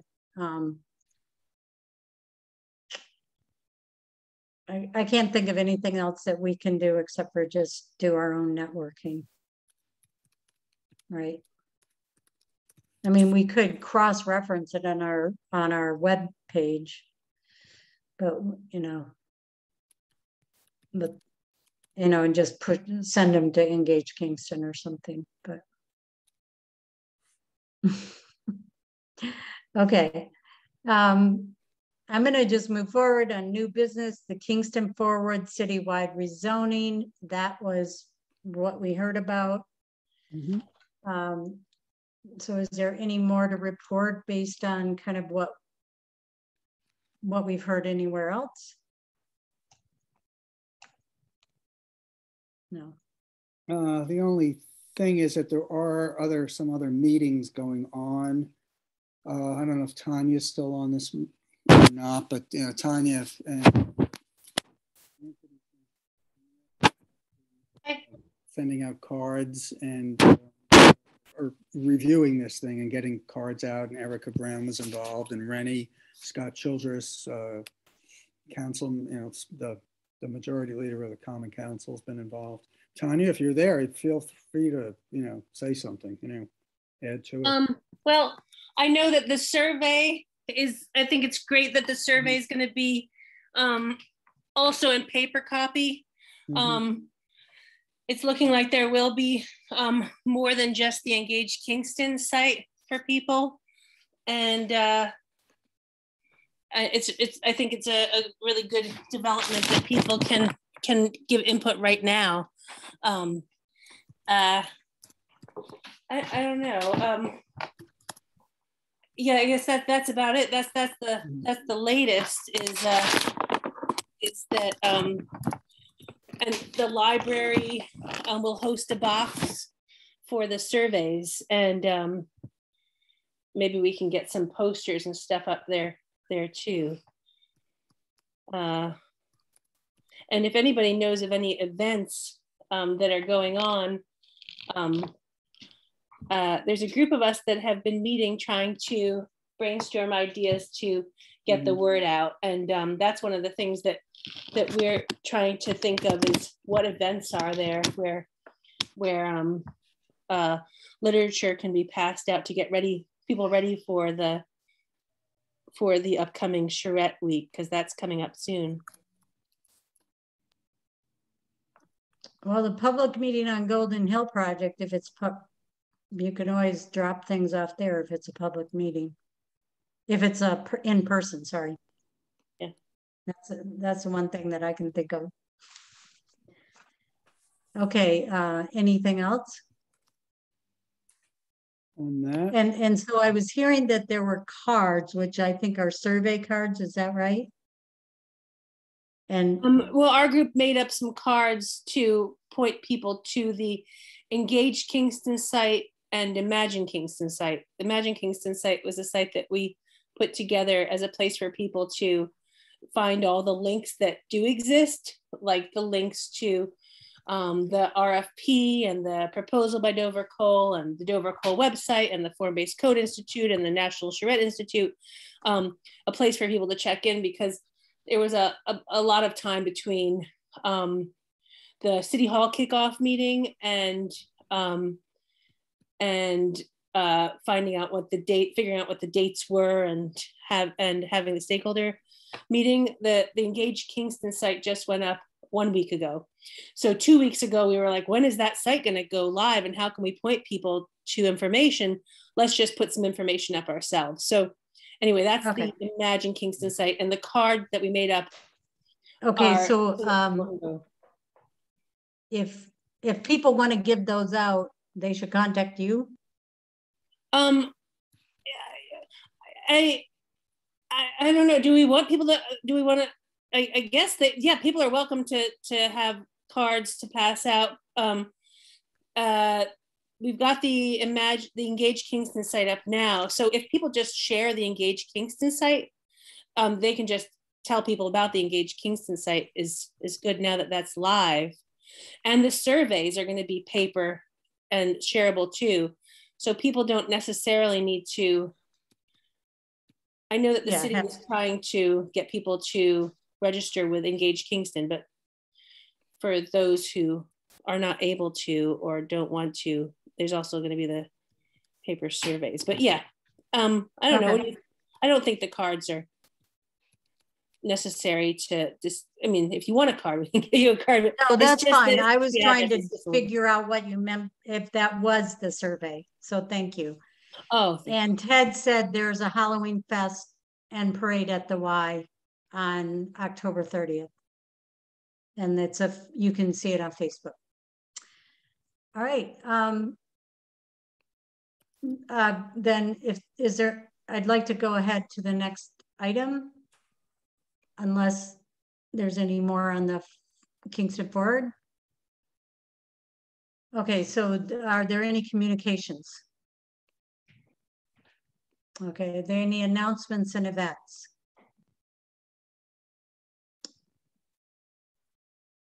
There's going to be a climate action plan public meeting on November 8th.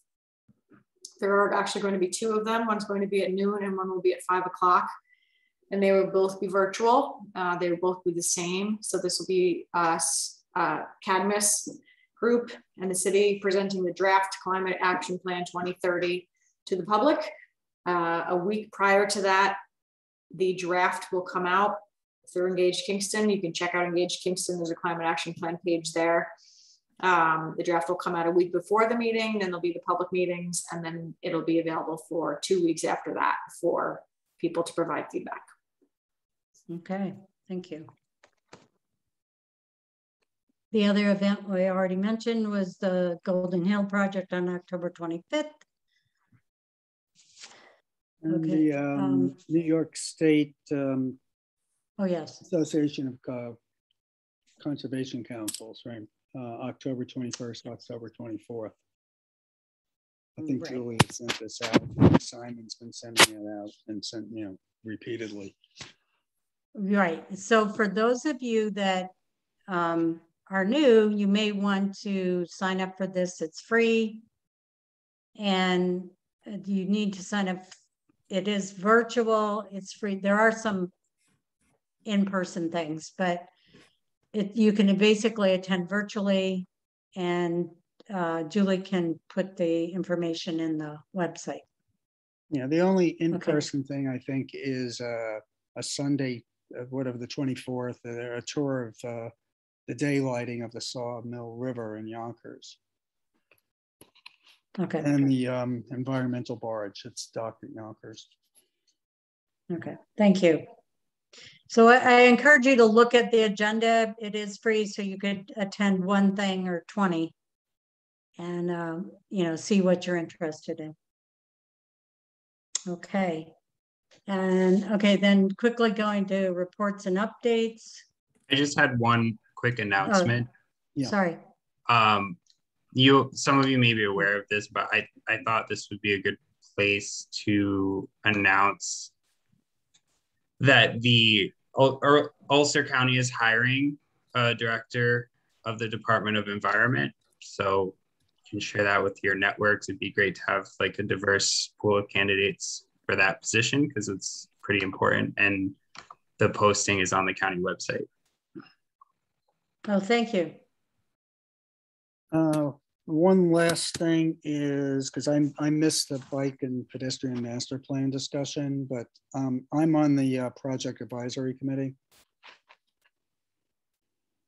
Okay, thank you. That means that you can keep us up to date.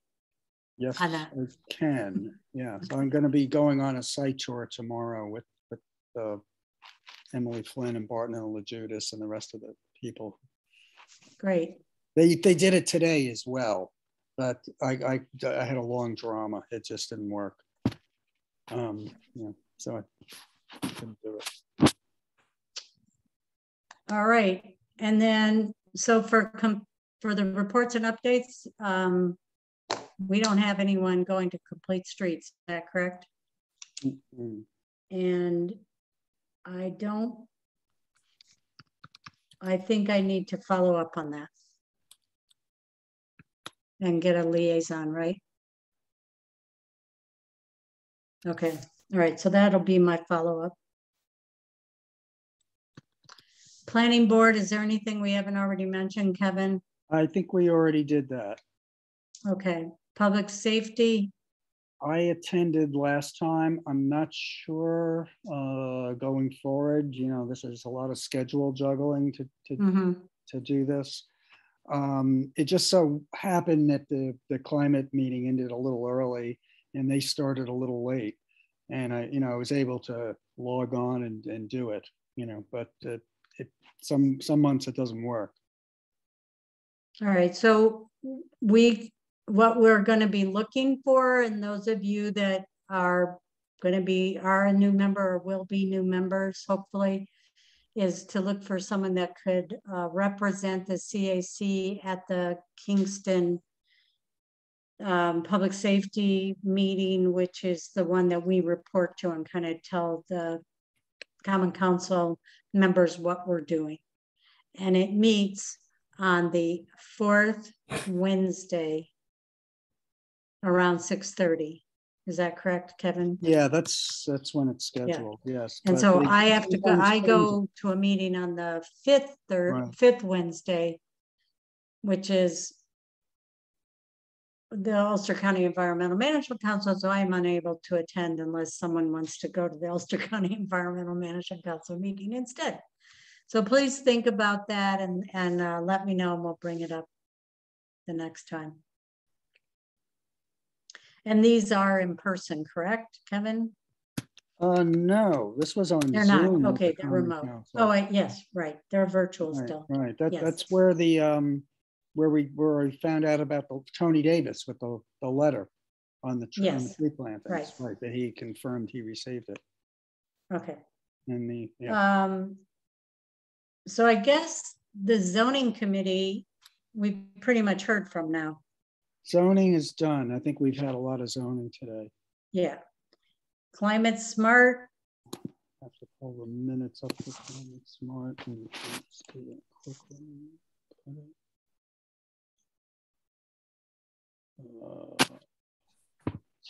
Besides what Julie already announced for the climate action plan. Well, that's the big ticket item is the climate action plan. Here's the Climate Smart. There we go. That is, yeah, there was a meeting just prior to this that Julie was at and I was at. Betta was there, Cadmus, Susan Gillespie. I'm trying to remember everybody else that was there. Yeah, other things that were discussed at the climate meeting in September. Besides that, Ellie discussed best practices for refrigerants. She's still reviewing that. Julie ran us through the sustainable city sustainability projects, which included the Kingston Point soccer field. We discussed the community preservation plan. Melissa Ayasheta discussed the September Repair Cafe. I think that was held the second Saturday of September, the week after Labor Day. And they're going to be doing it again, I believe, November 5th. That's the next one. And it should be at Redeemer Lutheran Church. And I believe that is an in-person event. We discussed a Scenic Hudson solar mapping tool. Manager would have the information on that. So Emily, if you're at the county and you run into Manna, she might be able to fill you in on that. I have a link to it if people are interested. I put it in the Climate Smart Minutes. Yeah, so I didn't know if that applied that much to Kingston, so I haven't been really announcing that. But yeah, Scenic Hudson has a tool that you can look online in your town to see where there would be good opportunities for solar, and the Manager Green at the Clearwater is trying to get like 15 towns in the Hudson Valley to agree to use the tool and report out and see how it works to look at the land use and solar intersection. And that's starting up, and then the idea would be to move on to another group of municipalities. Mm-hmm. Yeah, so if you think we should be involved in that to like protect open space or something, we could offer to do that.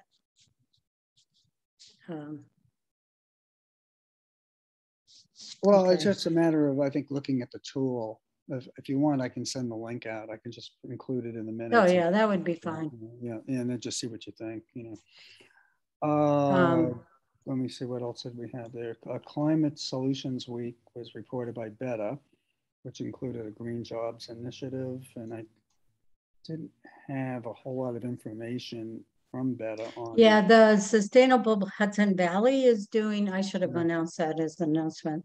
Okay. They have Climate Solutions and an event at Locust Grove. Okay, I didn't have that from Betta. Okay. Yeah. Sorry. I can amend the Climate Smart Minutes now. Okay. Community It's choice aggregation. That was Ellie Gartenstein reported on that. There's 39 subscribers. That's what she told us. And an RFP for a project administrator will go out. Let's see, was there anything else on here? The organics plan is still, it's still happening, going to be completed by 2021, the end of 2021. Julie, is that right? End of 2021? That's the plan. Okay, that's the plan. And was there anything else down at the bottom here? Oh, Cal Truman, our commissioner at the Climate Smart. He's got a project going at the on climate change at the Hudson River Maritime Museum, which should be opening shortly or may have already opened. I haven't been down there to check it out. So I think that sort of covers it for Climate Smart Kingston. No, that was very thorough. Thank you. There is a regional symposium on October 30th. Oh, as part of the Climate Solutions Week, there is a regional symposium on climate solutions on October 20th from 4 to 6:30 at the Locust Grove in Poughkeepsie. And if I just put in the chat, the whole climate website for the week, and then and so you would want to register for the symposium on October 20th on that same website. So Maureen Letty, who's the head of New York State Energy Research and Development Associate. No, she's not. I take it back. She's the head of the DEC Climate Office, is going to be a speaker. Okay. Got it. Yeah, so sorry, I should have mentioned that. So then any questions on any of the things that have been asked so far or mentioned so far? Okay, so then it's my turn. Okay, so I did not attend the Environmental Management Council meeting, but I do have some minutes. And I will just say that one of the things that was announced was that at the County Office of the Environment, Aaron Bennett, who worked for the county in the floodplain mitigation in the Ashoka watershed, he's left. And then Michael Darcy became the new environmental outreach manager. So Michael Darcy, you may know, worked for RUBCO, and he was on the Climate Smart committee for a while. And so now he's the new Office of the Environment Outreach Manager. And tomorrow, the 15th, the county is conducting a tree planting at Harry Thayer Park. And you can contact the Department of the Environment for more information. Where is Harry Thayer Park? Okay. I just wondered if you knew. And there is a solid waste organics recycling project has been proposed for Greene County and Roxbury. And DC is working on the permit, and it will produce fiber products to be used for heating and other thermal energy needs. So apparently the local people are upset about that. So I thought you might be interested because solid waste is always an issue. And we already discussed this last month, I think, that the spotted lanternfly has been located in southern Ulster. Yeah. So there's a lot of activity going on about that. It's not good for the apple crop. One of our students saw a lanternfly at Bard last weekend. No. I've seen them down the valley quite a bit. They're not nice. They're pretty. They are, and they eat the ailanthus. Yep. They're not, you know, they're not the, yeah, but they also eat grapes and apples and can, you know, right, you can just, you know, wreak havoc. So. Oh, Emily, what's Mike's title? Michael Darcy? Community, I think it's called Community Outreach, Environmental Outreach Manager. I think it was originally came out of trying to work with businesses on their sustainability efforts and on their food waste composting. Yeah. But I'm not really sure what his job looks like. Okay, we'll just put it all in small letters, yeah, no caps, and just, yeah, okay. Sounds good. And I always want to just say that the towns are all doing really exciting things in such a variety of initiatives, whether it's solar or working on their open space plans. So the one that it might be interesting for us to work on is that, or to look into, is that SOPIS is working on a bat education effort, which I thought was interesting because, of course, we have bat habitat. And that, and then for the tree commission, I already said that I missed the ending, but a couple things that I thought were interesting is that they are, it was brought up that they would really like to work with Central Hudson to figure out how to avoid Central Hudson, you know, trimming trees so harshly. Although I think that there was no proposal, but there was also discussion of potentially looking into a bigger, changing the code or the, forgive me, I'm not sure if it's a code or a law, but right now, if you cut down a tree without getting permission from the tree commission, the fine is pretty small. And so apparently there were some trees cut down, by the way, on Fair Street somewhere, and without permission. And so they can be fined, but it was proposed to think of, they might be interested, and we could encourage them to look at a fee that is related to the caliper of the tree.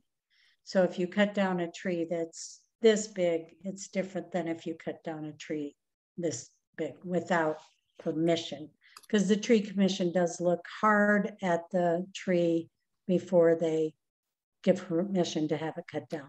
But and so if you see a tree being cut down, you can call Suzanne Cahill and ask if they've gotten permission to do so. So that's good. So there, and then there was, I would say that's all for now about that. All right. So are there any other, okay, so are there comments? We can take comments at the end from the public, right? So are there any comments from the public?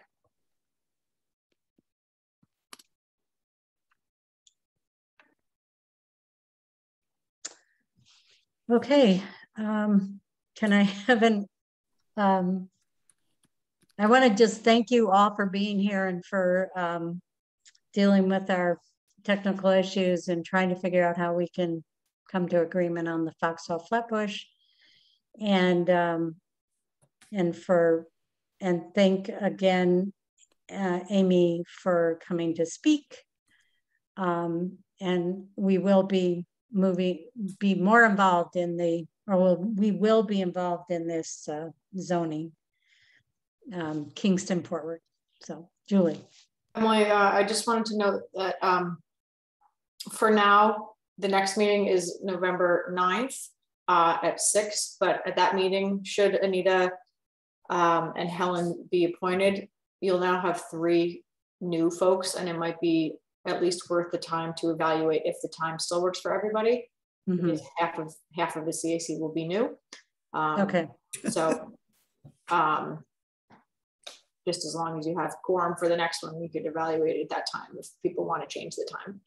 Okay, yeah, thank you, because I also talked to someone else and he said he couldn't make Tuesdays. But that I'm not sure. Anyway, he said Tuesdays were out. So that would be another option to bring that up. So that's another reason to bring that up.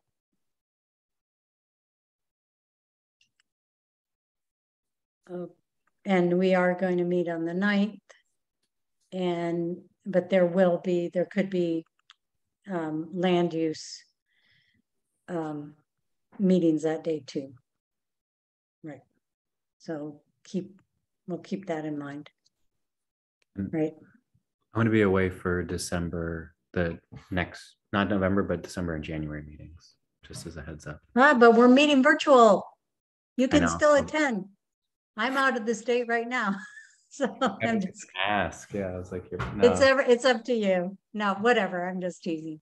Maybe January. December, no, but maybe January. Okay. All right. Do I have a motion to adjourn? Motion. Okay. Second. Okay. Kevin and Sebastian. And okay, so all in favor to adjourn. And so adjourn at 9:02. Got it. All right. Now, I do want to say that Anita and Ted, if there's just things you don't understand or you want us to pull up a map or something, please let us know because we're all learning. Okay. And call us on acronyms. Okay. Okay. All right. Bye, everyone. Okay. Okay, Thank you. Good night. Bye. Bye.